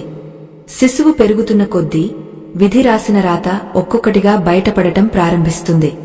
ఆ బిడ్డకు లభించే ఆహారం, పలకరించే మనుషులు, ఆ ఇంట్లోని పరిస్థితులు అన్నీ ఆ జీవుడి గత జన్మ కర్మల ఫలితమే. ఒకవేళ ఆ జీవుడు పూర్వజన్మలో ఎంతో పుణ్యం చేసి ఉంటే అతడికి సుఖమయమైన బాల్యం లభిస్తుంది. అలా కాకుండా పాప కర్మలు అధికంగా ఉంటే ఆకలి దప్పులతో, అనారోగ్యాలతో ఆ పసిప్రాయంలోనే పోరాడాల్సి వస్తుంది. మనం అనుకుంటాము ఆ బిడ్డకు ఏమీ తెలియదు అని, కాని ఆత్మ ప్రతి అనుభవాన్ని తన లోపల భద్రపరుచుకుంటుంది. ఇది విధి నిర్వహించే ఒక నిశ్శబ్ద నాటకం. బాల్యంలో ఆ శిశువుకు ఉండే ఆటపాటలు, లభించే విద్య అన్ని ముందే నిర్ణయించబడతాయి. ఒక వ్యక్తి గొప్ప పండితుడు కావాలా లేక సామాన్యుడిగా మిగిలిపోవాలా అనేది అతడు పుట్టకముందే చిత్రగుప్తుడు రాసి ఉంచాడు. మేధస్సు అనేది కేవలం మెదడుకు సంబంధించింది కాదు, అది ఆత్మ సంపాదించుకున్న సంస్కారం. కొందరు పిల్లలు ఏ విషయాన్నైనా ఒక్కసారి వింటేనే గుర్తుంచుకుంటారు, మరికొందరు ఎన్నిసార్లు చదివినా మర్చిపోతుంటారు. ఇదంతా వారి ప్రారబ్ధ కర్మల ప్రభావమే. విధి రాసిన ఆ గీతను దాటడం ఎవరికీ సాధ్యం కాదు. కాని ఆ గీత లోపల మనం ఎలా ప్రవర్తిస్తామనేది మన ఇష్టం. యవ్వనం అడుగుపెట్టే సమయానికి మాయ తన పట్టును మరింత బిగిస్తుంది. శరీరంలోని మార్పులు, ఇంద్రియాల వేగం ఆ జీవుడిని పక్కదారి పట్టిస్తాయి. కామక్రోధాలు తలకెక్కుతాయి. తనే సర్వస్వమని, తన బలం ముందు ఎవరూ సాటిరారని అహంకరిస్తాడు. ఈ సమయంలోనే మనిషి అత్యంత ప్రమాదకరమైన కర్మలను చేస్తాడు. ఇతరులను కించపరచడం, అధర్మ మార్గంలో సుఖాలను వెతుక్కోవడం వంటి పనులు చేస్తూ తన భవిష్యత్తును తనే బురదమేం చేసుకుంటాడు. గరుడా, విధి అనేది ఒక పొలమైతే యవ్వనం అనేది విత్తనాలు నాటే సమయం. అప్పుడు ఎలాంటి విత్తనాలు నాటుతామో తదుపరి జన్మలో అవే పంటగా లభిస్తాయి. శ్రీకృష్ణుడు గరుడునికి ఒక రహస్యాన్ని వివరిస్తున్నారు. మనిషి తన జీవితంలో ఎదుర్కొనే ప్రతి మనిషి ఒక రుణానుబంధం ద్వారానే పరిచయమవుతాడు. శత్రువులైనా మిత్రులైనా గత జన్మలో మనం వారితో పెట్టుకున్న సంబంధాల వల్లే ఇప్పుడు మన దగ్గరకు వస్తారు. ఎవరో ఒక వ్యక్తి మనకు అకారణంగా సహాయం చేస్తున్నాడంటే అది గతంలో మనం అతడికి చేసిన మేలుకు ప్రతిఫలం. ఎవరో మనల్ని నిందిస్తున్నారంటే అది మనం గతంలో వారికి చేసిన ద్రోహానికి శిక్ష. ఈ సత్యాన్ని గ్రహించినవాడు ఎవరిమీద కోపం పెంచుకోడు, ఎవరిని ద్వేషించడు. అంతా విధి విలాసమని ప్రశాంతంగా ఉంటాడు. కాని సామాన్య మానవుడు ఈ జ్ఞానాన్ని పొందలేడు. అతడు నా భార్య, నా బిడ్డలు, నా ఆస్తి అనే మమకారంలో మునిగిపోతాడు. ఈ మమకారమే దున్హకానికి మూలం. ఏ బంధాలైతే మనకు సుఖాన్ని ఇస్తాయని అనుకుంటామో అవే బంధాలు కాలక్రమంలో మనకు అశాంతిని మిగులుస్తాయి. విధి రాసిన రాత ప్రకారం ఆ బంధాలు ఎంతకాలముండాలో అంతకాలమే ఉంటాయి. నీరు నిండిన చెరువులో పక్షులు వచ్చి వాలినట్లు కర్మఫలం ఉన్నంతకాలం మనుషులు మనతో ఉంటారు. ఆ ఫలం అయిపోగానే ఎవరి దారి వారు చూసుకుంటారు. ఈ సత్యం మృత్యువు దగ్గర పడినప్పుడు మాత్రమే అర్థమవుతుంది. గరుడా, పుట్టుకకు ముందే విధి వ్రాయబడుతుంది అంటే అర్థం మనం ఈ భూమి మీద ఏ పరీక్షలను ఎదుర్కోవాలో ముందే ఖరారు చేయబడింది అని అర్థం. ఆ పరీక్షల్లో మనం ధర్మంతో గెలుస్తామా లేక అధర్మంతో ఓడిపోతామా అనేది మన వివేకం మీద ఆధారపడి ఉంటుంది. భగవంతుడు మనకు బుద్ధిని ఇచ్చాడు. ఆ బుద్ధిని ఉపయోగించి కర్మలను సరిదిద్దుకోవాలి. లేకపోతే మళ్లీ అదే నరకయాతన, మళ్లీ అదే గర్భవాసం తప్పవు. ఈ రహస్యాన్ని తెలుసుకున్నవాడు ప్రతిక్షణం జాగ్రత్తగా ఉంటాడు. తన మాటలో చేతలో ధర్మాన్ని నిలుపుకుంటాడు. జీవిత ప్రయాణంలో కష్టాలు వచ్చినప్పుడు చాలామంది దేవుడిని నిందిస్తారు. నాకే ఎందుకు ఇలా జరుగుతోంది అని ఏడుస్తారు. కాని వారు గ్రహించిన విషయమేమిటంటే ఆ కష్టం వెనుక ఒక గొప్ప శుద్ధి ప్రక్రియ ఉంటుంది. బంగారం నిప్పులో కాలితేనే నగగా మారుతుంది. అలాగే ఆత్మ కష్టాల్లో నానితేనే పరిపక్వత చెందుతుంది. విధి రాసిన కష్టాలు మనల్ని నాశనం చేయడానికి రావు, మనలోని అహంకారాన్ని కరిగించి పరమాత్మ వైపు నడిపించడానికి వస్తాయి. ఈ రహస్యం తెలిసిన భక్తుడు కష్టాన్ని కూడా ప్రసాదంగా స్వీకరిస్తాడు. శ్రీకృష్ణుడు గరుడునితో ఇలా అంటున్నారు: గరుడా, మనిషి తన జీవితకాలంలో చేసే పుణ్యకార్యాలు అతడి విధిలోని కఠినత్వాన్ని తగ్గస్తాయి. ఒకవేళ ఒక వ్యక్తికి పెద్ద ప్రమాదం జరగాలని రాసి ఉంటే అతడు చేసిన దానధర్మాల వల్ల అది ఒక చిన్న గాయంతో తప్పిపోవచ్చు. అంటే విధి రాసిన గీతను పూర్తిగా చెరపలేకపోయినా దాని ప్రభావాన్ని తగ్గించుకునే శక్తి భక్తికి, ధర్మానికి ఉంది. అందుకే పెద్దలు ఎప్పుడూ సత్కర్మలు చేయమని చెబుతుంటారు. మనం చేసే ప్రతి మంచి పని మన విధికి ఒక రక్షణ కవచంలాగా మారుతుంది. కాలం వేగంగా కదులుతూ ఉంటుంది. యవ్వనం కాస్త వృద్ధాప్యంగా మారుతుంది. శరీరం తన పట్టును కోల్పోతుంది. ఆ సమయంలోనే మనిషికి మళ్లీ గతం గుర్తొస్తుంది. నేను ఈ జీవితంలో ఏం సాధించాను, ఎంత పుణ్యం సంపాదించాను అనే ప్రశ్నలు అతడిని వేధిస్తాయి. తాను సంపాదించిన ధనం, తాను నిర్మించిన ఇల్లు ఏవి తన వెంట రావని అర్థమవుతుంది. కేవలం తన కర్మలు మాత్రమే తన నీడలా వెన్నాడుతాయని తెలుసుకున్నప్పుడు ఒక వింతైన భయం కలుగుతుంది. ఆ భయమే మరణకాలంలో మహావేదనకు కారణమవుతుంది. గరుడా, మరణం దగ్గర పడుతున్నప్పుడు మనిషి తన ఇంద్రియాలను స్వాధీనంలో ఉంచుకోవాలి. కాని అది అంత సులభం కాదు. జీవితాంతం దేనిమీద అయితే మనసు లగ్నం చేస్తామో మరణ సమయంలో కూడా అవే గుర్తొస్తాయి. ఆస్తి మీద వ్యామోహముంటే ఆత్మ ఆస్తి చుట్టూనే తిరుగుతుంది. భార్య బిడ్డల మీద మమకారముంటే వారిని వదిలి వెళ్లలేక విలపిస్తుంది.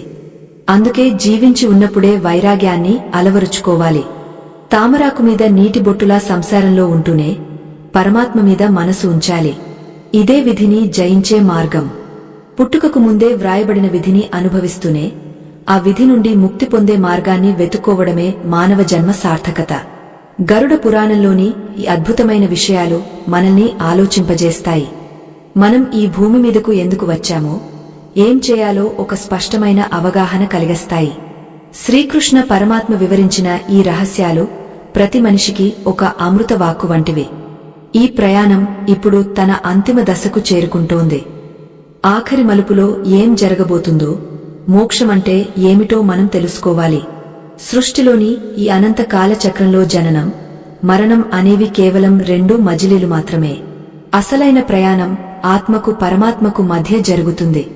ఆ రహస్యాలను తెలుసుకున్న గరుడు ఇప్పుడు ఎంతో ప్రశాంతంగా ఉన్నాడు. తన మనసులోని సందేహాలన్నీ తొలగిపోయాయి.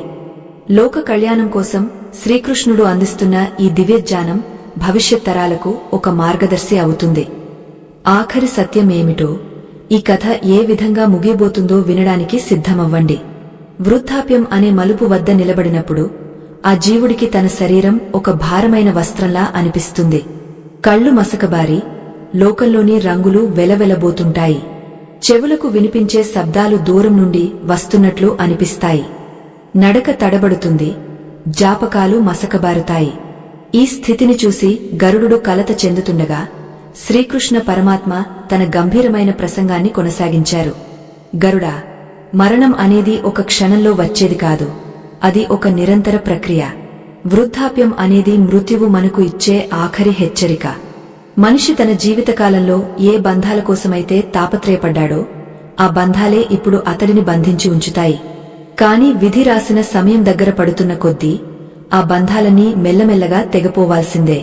మరణానికి కొన్ని రోజుల ముందు నుండే ఆ జీవుడికి కొన్ని వింతైన అనుభవాలు కలుగుతాయి. కలలో పితృదేవతలు కనిపిస్తారు.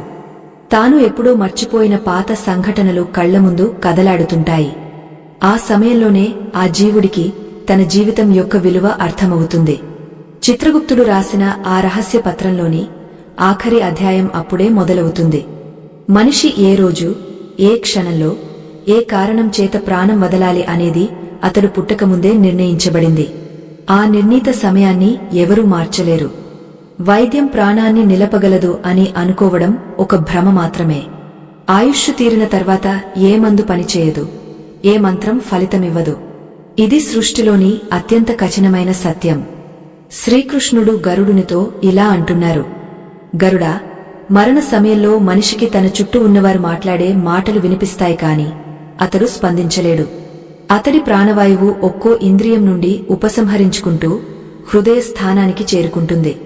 ఆ సమయంలో ఆ జీవుడికి ఒక అద్భుతమైన దివ్య దృష్టి కలుగుతుంది.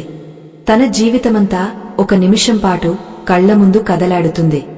తాను చేసిన ప్రతి చిన్న పాపం, ప్రతి చిన్న పుణ్యం అక్కడ స్పష్టంగా కనిపిస్తాయి. అప్పుడు కలిగే ఆవేదన వర్ణనాతీతం. అయ్యో, ఈ శరీరం నాది కాదు కదా, నేను ఎందుకు ఇంత అహంకరించాను అని ఆత్మ విలపిస్తుంది. కాని అప్పటికే సమయం మించిపోతుంది. ప్రకృతి తన పనిని తాను చేసుకుంటూ పోతుంది. పాపాత్ములైన వారు మరణించేటప్పుడు వారి ముఖంలో భయం కనిపిస్తుంది. వారి కళ్ళు స్థిరంగా ఉండవు. ప్రాణం వదలడానికి వారు ఎంతో కష్టపడతారు. ఆ సమయంలో యమదూతలు సూక్ష్మ రూపంలో ఆ గదిలోకి ప్రవేశిస్తారు. వారిని చూడగానే ఆ జీవుడికి వణుకు మొదలవుతుంది. యమదూతలు అత్యంత భయంకరమైన రూపాలు కలిగి ఉంటారు. వారిని చూసి ఆ జీవుడు తన మలమూత్రాలను కూడా విసర్జిస్తాడు. అంతటి భయం ఆత్మను ఆవహిస్తుంది. దీనికి విరుద్ధంగా పుణ్యాత్ములు మరియు భగవద్భక్తులు మరణించేటప్పుడు ఎంతో ప్రశాంతంగా ఉంటారు. వారి ముఖంలో ఒక దివ్యమైన కాంతి కనిపిస్తుంది. వారికి విష్ణుదూతలు లేదా శివదూతలు దర్శనమిస్తారు. వారు ఆ ఆత్మను ఎంతో గౌరవంగా తీసుకువెళ్తారు. విధి రాసిన రాత ప్రకారం ఆ జీవుడు ఎక్కడ ప్రాణం వదలాలో కూడా ముందే నిర్ణయించబడి ఉంటుంది. కొందరు పుణ్యక్షేత్రాల్లో ప్రాణం విడుస్తారు, మరికొందరు దిక్కులేని స్థితిలో మరణిస్తారు. ఇదంతా వారి వారి ప్రారబ్ధ కర్మల ఫలితమే. గరుడా, మరణం అనేది కేవలం శరీరానికే, ఆత్మకు కాదు. ఆత్మ ఒక పాత ఇంటిని వదిలి కొత్త ఇంటికి వెళ్లే ప్రయాణికుడి వంటిది. కాని ఆ ప్రయాణం ఎంత సుఖంగా ఉండాలి అనేది ఆ ప్రయాణికుడు సంపాదించుకున్న పుణ్యం మీద ఆధారపడి ఉంటుంది. పుణ్యం లేని ప్రయాణికుడికి దారి పొడుగునా కష్టాలే ఎదురవుతాయి. పుణ్యం ఉన్నవాడికి ఆ ప్రయాణం ఒక ఉత్సవంలా ఉంటుంది. అందుకే జీవించి ఉన్నప్పుడే మోక్షానికి కావాల్సిన పుణ్యాన్ని సంపాదించుకోవాలి. జీవుడు ప్రాణం వదిలే ఆఖరి క్షణంలో అతడి మనస్సు దేనిమీద లగ్నమై ఉంటుందో అదే అతడి తదుపరి జన్మకు బీజం అవుతుంది. దీనినే అంతిమ స్మృతి అంటారు. జీవితాంతం ధనం మీద వ్యామోహం ఉన్నవాడు మరణించేటప్పుడు కూడా ధనం గురించే ఆలోచిస్తాడు. పిల్లల మీద మమకారం ఉన్నవాడు వారి గురించే చింతిస్తాడు. ఆలోచనలే అతడిని మళ్లీ భూమి మీదకు లాక్కువస్తాయి. అందుకే పెద్దలు మరణ సమయంలో భగవంతుని నామాన్ని వినాలి లేదా పలకాలి అని చెబుతారు. కాని జీవితాంతం భగవంతుని తలవని వాడికి ఆఖరి నిమిషంలో దైవ చింతన కలగడం అసాధ్యం. అభ్యాసం లేని విద్య రాణించదు. అలాగే సాధన లేని భక్తి ఆఖరి సమయంలో తోడురాదు. గరుత్మంతుడు ఆశ్చర్యంతో ఇలా అడిగాడు: స్వామి, ఒక వ్యక్తి తన జీవితంలో ఎన్నో పాపాలు చేసినా ఆఖరి క్షణంలో మీ నామాన్ని తలిస్తే అతడికి మోక్షం లభిస్తుందా అని ప్రశ్నించాడు. అప్పుడు పరమాత్మ మందహాసం చేస్తూ, గరుడా, అది సాధ్యమే కాని అత్యంత కష్టం. ఎందుకంటే మరణ వేదనలో ఉన్నప్పుడు మనస్సు తన నియంత్రణను కోల్పోతుంది. ఆ సమయంలో ఇంద్రియాలన్నీ వణుకుతుంటే భగవంతుని తలవడం అంటే సామాన్యమైన విషయం కాదు. కేవలం పూర్వజన్మ సుకృతం ఉన్నవారికి మాత్రమే అటువంటి అదృష్టం లభిస్తుంది. అజామిళుడి వంటి వారికి అది దైవ కృప వల్ల కలిగింది. సామాన్యులు మాత్రం తమ కర్మలను అనుసరించి ప్రయాణించాల్సిందే. యమధర్మరాజు పంపే ఆఖరి సమయం రాగానే శరీరంలోని 9 ద్వారాలలో ఏదో ఒక ద్వారం ద్వారా ప్రాణం బయటకు వస్తుంది. పుణ్యాత్ములకు ప్రాణం బ్రహ్మరంధ్రం ద్వారా లేదా కళ్ల ద్వారా వెళ్తుంది. పాపాత్ములకు అది అధో ద్వారాల ద్వారా వెళ్తుంది. ప్రాణం వెళ్లిపోయిన తర్వాత ఆ శరీరం కేవలం ఒక మట్టి ముద్దగా మిగిలిపోతుంది. ఆ దేహం కోసం అప్పటి వరకు ఆరాటపడిన ఆత్మ ఇప్పుడు ఆ దేహానికి పైన తేలుతూ ఉంటుంది. తన శరీరాన్ని బంధువులు తాకుతుంటే, వారు ఏడుస్తుంటే ఆత్మ అంతా చూస్తూ ఉంటుంది. కాని అది ఏమీ చేయలేదు. ఆ సమయంలోనే ఆత్మకు తన అసలైన స్థితి అర్థమవుతుంది. తన సంపాదన, తన కీర్తి ఏవీ తన వెంట రావడం లేదని స్పష్టమవుతుంది. గరుడా, మరణం తర్వాత మొదటి 12 రోజులు అత్యంత కీలకమైనవి. ఆ సమయంలో ఆ జీవుడు తన ఇంటి చుట్టూ, తన బంధువుల చుట్టూనే తిరుగుతుంటాడు. బంధువులు చేసే దానధర్మాలు, పెట్టే పిండాలు ఆత్మకు శక్తిని ఇస్తాయి. ఆత్మకు అప్పుడు ఆకలి దప్పులు ఎంతో ఎక్కువగా ఉంటాయి. ఆకలిని తట్టుకోలేక ఆ జీవుడు విలపిస్తాడు. అందుకే శాస్త్రాలలో సూతక కాలంలో చేసే కర్మలకు అంత ప్రాముఖ్యత ఇచ్చారు. ఒకవేళ సంతానం ఆ కర్మలను సరిగా చేయకపోతే ఆత్మ ప్రేత రూపంలో ఉండిపోయి ఎంతో బాధను అనుభవిస్తుంది. ఇది కూడా ఆ జీవుడి విధిలోనే భాగం. సరైన సంతానం కలగడం కూడా ఒక పుణ్యమే. చిత్రగుప్తుడు రాసిన ఆ లెక్కల పుస్తకం ప్రకారం ఆత్మ తన యమలోక ప్రయాణానికి సిద్ధమవుతుంది. ఆ దారిలో తాను అనుభవించబోయే శిక్షలను తలుచుకుని ఆత్మ భయంతో వణికిపోతుంది. భూమి మీద ఉన్నప్పుడు తను చేసిన ప్రతి అధర్మం ఇప్పుడు ఒక కొండంత అపరాధంగా కనిపిస్తుంది. గరుడా, పుట్టుకకు ముందే విధి వ్రాయబడుతుంది అంటే అర్థం మన మరణం తర్వాత ఏ మార్గంలో వెళ్లాలో కూడా మన కర్మలే నిర్ణయిస్తాయి అని అర్థం. ఇక్కడ ఎవరికీ మినహాయింపు లేదు. ప్రకృతిలో న్యాయం ఎంతో ఖచ్చితంగా ఉంటుంది. మన ప్రతి అడుగు, ప్రతి ఆలోచన ఆ పరమాత్మ నిఘాలో ఉంటుంది. ఈ సత్యాన్ని గ్రహించినవాడు మృత్యువును చూసి భయపడడు. కాలం వేగంగా కదులుతోంది. ఆత్మ ఇప్పుడు తన భౌతిక బంధాలను వదిలి అనంతమైన ఆ యమలోక మార్గంలోకి అడుగుపెట్టడానికి సిద్ధంగా ఉంది. తన వెనుక ఉన్న తన కుటుంబాన్ని, తన ఇంటిని ఆఖరిసారిగా చూసుకుని యమదూతల పాశాలకు బద్ధుడై వెళ్తుంటాడు.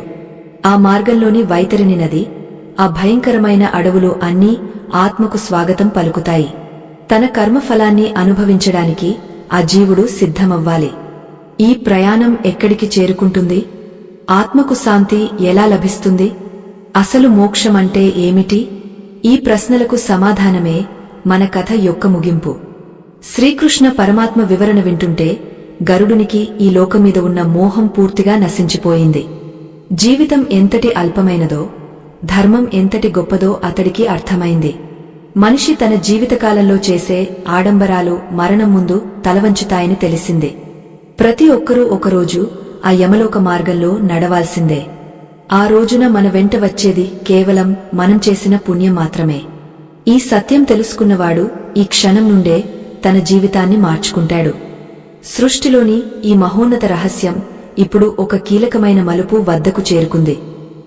ఆత్మ తన ప్రయాణాన్ని మొదలుపెట్టింది. చుట్టూ ఉన్న ప్రపంచం మెల్లగా కనుమరుగవుతోంది. కేవలం తన కర్మల వెలుగు లేదా చీకటి మాత్రమే అతడికి తోడుగా ఉన్నాయి. ఈ ప్రయాణంలో ఎదురయ్యే అనుభవాలు ఆత్మను పరిపక్వం చేస్తాయి. చిత్రగుప్తుని తీర్పు ఎలా ఉండబోతోంది? ఆత్మకు మళ్లీ జన్మ లభిస్తుందా లేక ముక్తి దొరుకుతుందా? ఈ రహస్యాలన్నీ ఇప్పుడు మనం తెలుసుకోబోతున్నాం. మరణం వెనుక ఉన్న ఆ దివ్యమైన సత్యం ఏమిటో, ఈ కథ మనకు అందించే ఆఖరి సందేశం ఏమిటో వినడానికి మీ మనసులను సిద్ధం చేసుకోండి. ఆ యమలోకపు మార్గంలో పయనిస్తున్న ఆ జీవుడు ఇప్పుడు ఒక మహాసభ ముఖద్వారం వద్దకు చేరుకున్నాడు. అక్కడ ధర్మదేవత సాక్షిగా న్యాయ నిర్ణయం జరగబోతోంది. 12 రోజుల ప్రయాణం తర్వాత బంధువులు సమర్పించిన పిండ ప్రదానాల ద్వారా శక్తిని పొందిన ఆత్మ తన కర్మల చిట్టాతో యమధర్మరాజు ముందు నిలబడింది. ఆ సమయంలో ఆ జీవుడికి తన శరీరం పట్ల ఉన్న మోహం పూర్తిగా నశించిపోతుంది. తాను ఎవరు, ఎక్కడి నుండి వచ్చాను, ఈ లోకంలో తాను చేసిన పనుల వల్ల కలిగిన ఫలితం ఏమిటి అన్నది ఒక స్పష్టమైన చిత్రపటంలా అతడి కళ్ల ముందు కనిపిస్తుంది. యమధర్మరాజు తన గంభీరమైన కంఠంతో ఆ జీవుడిని సంబోధిస్తూ, ఓ జీవుడా, నీవు భూలోకంలో ఉన్నప్పుడు నీకు విచక్షణ జ్ఞానాన్ని ఇచ్చాను, ధర్మాన్ని తెలుసుకునే అవకాశాన్ని ఇచ్చాను. కాని నీవు మాయలో పడి సత్యాన్ని విస్మరించావు.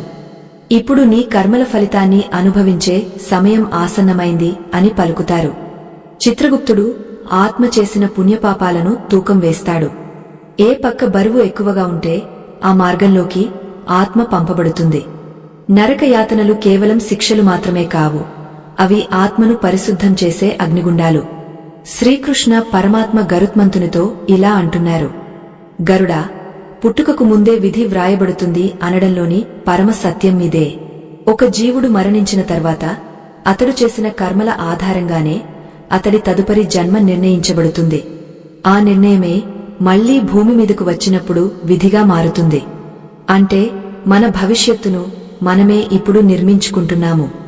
84 లక్షల జీవరాశులలో మానవ జన్మ అత్యంత శ్రేష్టమైనది. ఎందుకంటే కేవలం మానవుడు మాత్రమే తన కర్మలను మార్చుకుని మోక్షాన్ని పొందే అవకాశం కలిగి ఉంటాడు. మిగిలిన జీవులన్నీ కేవలం తమ ప్రారబ్ధాన్ని అనుభవిస్తాయి, కాని మానవుడు కొత్తగా పుణ్యాన్ని సంపాదించుకోగలడు. ఈ రహస్యాన్ని గ్రహించినవాడు మృత్యువుకు భయపడడు. ఎందుకంటే అతడికి తెలుసు, మరణం అనేది ఒక పాత చొక్కాను వదిలి కొత్త చొక్కాను ధరించడం వంటిదని. ఆత్మ నిత్యమైనది, సత్యమైనది. శరీరానికి వచ్చే రోగాలు, కష్టాలు ఆత్మను ఏమీ చేయలేవు. ఈ అద్వైత స్థితిని పొందినవాడు జనన మరణ చక్రం నుండి శాశ్వతంగా విముక్తి పొందుతాడు. అదే మానవ జీవితం యొక్క పరమార్థం. ఆత్మ బంధువులారా, ఈ కథ ద్వారా మనం తెలుసుకోవలసిన అత్యంత ముఖ్యమైన పరమార్థాన్ని వివరించే ముందు ఒక చిన్న విన్నపం. ఈ ధర్మ యజ్ఞంలో మీ సంపాదనలో కొంత భాగాన్ని వినియోగించడం వల్ల మీకు అపారమైన పుణ్య ఫలం దక్కుతుంది. మా ఈ ప్రయత్నాన్ని గౌరవించి మాకు మద్దతు ఇవ్వాలనుకునేవారు ఇప్పుడు స్క్రీన్ మీద కనిపిస్తున్న స్కానర్ని స్కాన్ చేసి మీ శక్తి మేరకు తోడ్పాటును అందించవచ్చు. ఇక ఇప్పుడు మన జీవితాలనే మార్చివేసే ఆ కీలకమైన ముగింపుని విందాం. ఇది ప్రతి ఒక్కరూ తెలుసుకోవాల్సిన అసలైన సత్యం. శ్రీకృష్ణుడు గరుడునికి ఆఖరి రహస్యాన్ని బోధిస్తున్నారు. గరుడా, మనిషి తన విధిని జయించలేడు అని అనుకోవడం అజ్ఞానం. విధి అంటే గతంలో నీవు చేసిన కర్మల ఫలితం. కాని ప్రస్తుత కర్మల ద్వారా నీవు ఆ విధిని మార్చుకోవచ్చు. భక్తి అనే వజ్రాయుధముంటే ఎంతటి కఠినమైన విధి రాత అయినా సరే చెరిగిపోతుంది. ఎవరైతే నిరంతరం నా నామాన్ని స్మరిస్తారో, ఎవరైతే సకల ప్రాణులలో నన్ను చూస్తారో వారికి యమలోక ప్రయాణముండదు. వారు నేరుగా నా పరమపదాన్ని చేరుకుంటారు. అక్కడ జననం లేదు, మరణం లేదు, కేవలం అనంతమైన ఆనందం మాత్రమే ఉంటుంది. లోకంలో జనం చావును చూసి ఏడుస్తారు, కాని అది ఏడవాల్సిన విషయం కాదు. ఒక ప్రయాణికుడు ఒక ఊరి నుండి మరో ఊరికి వెళ్తున్నప్పుడు మనం ఏడవము కదా, అలాగే ఆత్మ ఒక శరీరం నుండి మరో శరీరానికి వెళ్లేటప్పుడు విచారించకూడదు. అసలైన మృత్యువు అంటే ఏమిటో తెలుసా? భగవంతుడిని మర్చిపోవడమే అసలైన మృత్యువు. బ్రతికి ఉండగానే పరమాత్మను స్మరించనివాడు శవం కంటే హీనుడు. మరణం తర్వాత కూడా దైవ చింతన కలిగినవాడు చిరంజీవి. ఈ సత్యాన్ని మనిషి తన హృదయంలో భద్రపరుచుకోవాలి. గరుడ పురాణంలో చెప్పబడిన ఈ విషయాలన్నీ మనల్ని భయపెట్టడానికి కాదు, మనలోని అజ్ఞానాన్ని తొలగించడానికి. మన పుట్టుకకు ముందే మన తలరాత రాసి ఉన్నా ఆ రాతను రాసిన కలము మన చేతుల్లోనే ఉంది. మనం చేసే ప్రతి మంచి పని ఒక దివ్యమైన అక్షరం. మనం చేసే ప్రతి దానం ఒక పుణ్య కావ్యం. ఈ జీవితం అనే గ్రంథాన్ని మనం ఎలా ముగస్తామనేది మన ఇష్టం. శ్రీకృష్ణ పరమాత్మ బోధించిన ఈ జ్ఞానం ఒక మహా సముద్రం వంటిది. అందులో మునిగిన వారికి మాత్రమే ఆత్మజ్ఞానం అనే ముత్యం లభిస్తుంది. గరుత్మంతుడు పరమాత్మ పాదాలకు ప్రణామం చేశాడు. స్వామి, నా మనసులోని చీకటి తొలగిపోయింది. జననం మరియు మరణం యొక్క రహస్యం ఇప్పుడు నాకు అర్థమైంది. మనిషి తన కర్మల ద్వారానే తన విధిని రాసుకుంటాడని, భక్తి ద్వారా ఆ విధిని కూడా జయించవచ్చని తెలుసుకున్నాను. ఈ జ్ఞానాన్ని లోకానికి అందిస్తాను అని పలికాడు. శ్రీకృష్ణుడు మందహాసం చేస్తూ, ఈ కథను ఎవరైతే ఏకాగ్రతతో వింటారో, ఎవరైతే ఈ సత్యాలను తమ జీవితంలో పాటిస్తారో వారికి అపారమైన పుణ్యం లభిస్తుంది అని ఆశీర్వదించారు. మరణం అనేది ఒక అంతం కాదు, అది ఒక కొత్త ఆరంభం. మన ఆత్మ ప్రయాణం నిరంతరం సాగుతూనే ఉంటుంది, అది పరమాత్మలో లీనమయ్యే వరకు. ఈ లోకంలోని బంధాలు, ఆస్తులు, సుఖాలు అన్నీ మేఘాల వంటివి, వచ్చి వెళ్తూ ఉంటాయి. కాని నీ ఆత్మ మరియు నీవు చేసే ధర్మం మాత్రమే శాశ్వతమైనవి. అందుకే సోదరులారా, సమయం వృధా చేయకండి. ప్రతి క్షణాన్ని పుణ్యకార్యాల కోసం, దైవ చింతన కోసం వినియోగించండి. అప్పుడే మరణం వచ్చినప్పుడు మీరు భయం లేకుండా చిరునవ్వుతో ఆ పరమాత్మను ఆహ్వానించగలరు. ఈ సృష్టిలో ఏది జరిగినా అది ఒక కారణం చేతనే జరుగుతుంది. మన కష్టాలు మనల్ని శుద్ధి చేయడానికే వస్తాయి, మన సుఖాలు మనల్ని పరీక్షించడానికే వస్తాయి. ఈ రెండింటినీ సమానంగా స్వీకరించేవాడే అసలైన జ్ఞాని. పుట్టుకకు ముందే వ్రాయబడిన విధిని అనుభవిస్తూనే ముక్తి కోసం పోరాడటమే మానవ ధర్మం. శ్రీకృష్ణ పరమాత్మ అందించిన ఈ దివ్య సందేశం మన అందరి హృదయాల్లో ఒక జ్యోతిలా వెలగాలి. ఆ జ్యోతి మనల్ని అజ్ఞానం నుండి జ్ఞానం వైపుకు, మృత్యువు నుండి అమరత్వం వైపుకు నడిపించాలి. మనం ఈరోజు తెలుసుకున్న ఈ పరమ రహస్యం మన జీవితాల్లో ఒక గొప్ప మార్పును తీసుకురావాలి. మరణం పట్ల భయం పోయి జీవితం పట్ల బాధ్యత పెరగాలి. మన తల్లిదండ్రులను గౌరవించడం, ఆకలితో ఉన్నవారికి అన్నం పెట్టడం, ఇతరులకు మేలు చేయడం, ఇవే మనల్ని యమలోక మార్గంలో కాపాడే కవచాలు. ఇవే మన తదుపరి జన్మను ఉన్నతంగా తీర్చిదిద్దే శిల్పాలు. ఈ కథా ప్రవాహం మీ అందరిలో ఒక కొత్త చైతన్యాన్ని నింపుతుందని ఆశిస్తున్నాను. ధర్మం వైపు నడవండి, దైవ చింతనలో జీవించండి. సృష్టిలోని అనంత రహస్యాలను మనకు అందించిన ఆదిదేవుడు శ్రీమన్నారాయణుడు మనందరినీ సన్మార్గంలో నడిపించుగాక. గరుడ పురాణ సారం మన జీవితాలకు దిక్సూచి కావాలి. పుట్టుక మరియు మరణం అనే రెండు ఒడ్డుల మధ్య ప్రవహించే జీవితం అనే నది ప్రశాంతంగా సాగి ఆ పరమాత్మ అనే మహాసముద్రంలో కలవాలి. అదే మన అందరి లక్ష్యం కావాలి. ఈ ఆధ్యాత్మిక యాత్రలో పాల్గొన్న మీ అందరికీ ఆ పరమాత్మ ఆశీస్సులు మెండుగా ఉండాలని కోరుకుంటున్నాను. శ్రీకృష్ణ పరమాత్మ తన గరుడ వాహనంపై అధిరోహించి వైకుంఠానికి ప్రయాణమవుతుండగా గరుడు భక్తితో ఆ స్వామిని చూస్తూ ఉండిపోయాడు. ఈ లోకంలోని జీవులందరి కోసం ఈ జ్ఞానాన్ని భద్రపరిచిన ఆ పరమాత్మ లీలలు అగణ్యమైనవి. మనిషి తన తలరాతను తానే మలుచుకునే అద్భుతమైన శక్తిని పొంది ఉన్నాడనే సత్యం ఇప్పుడు అందరికీ సుస్పష్టమైంది. భక్తియే ముక్తికి మార్గం, ధర్మమే జీవితానికి ఆధారం. ఈ కథా ప్రయాణం ఇక్కడితో సంపూర్ణమైనదే. స్వస్తి.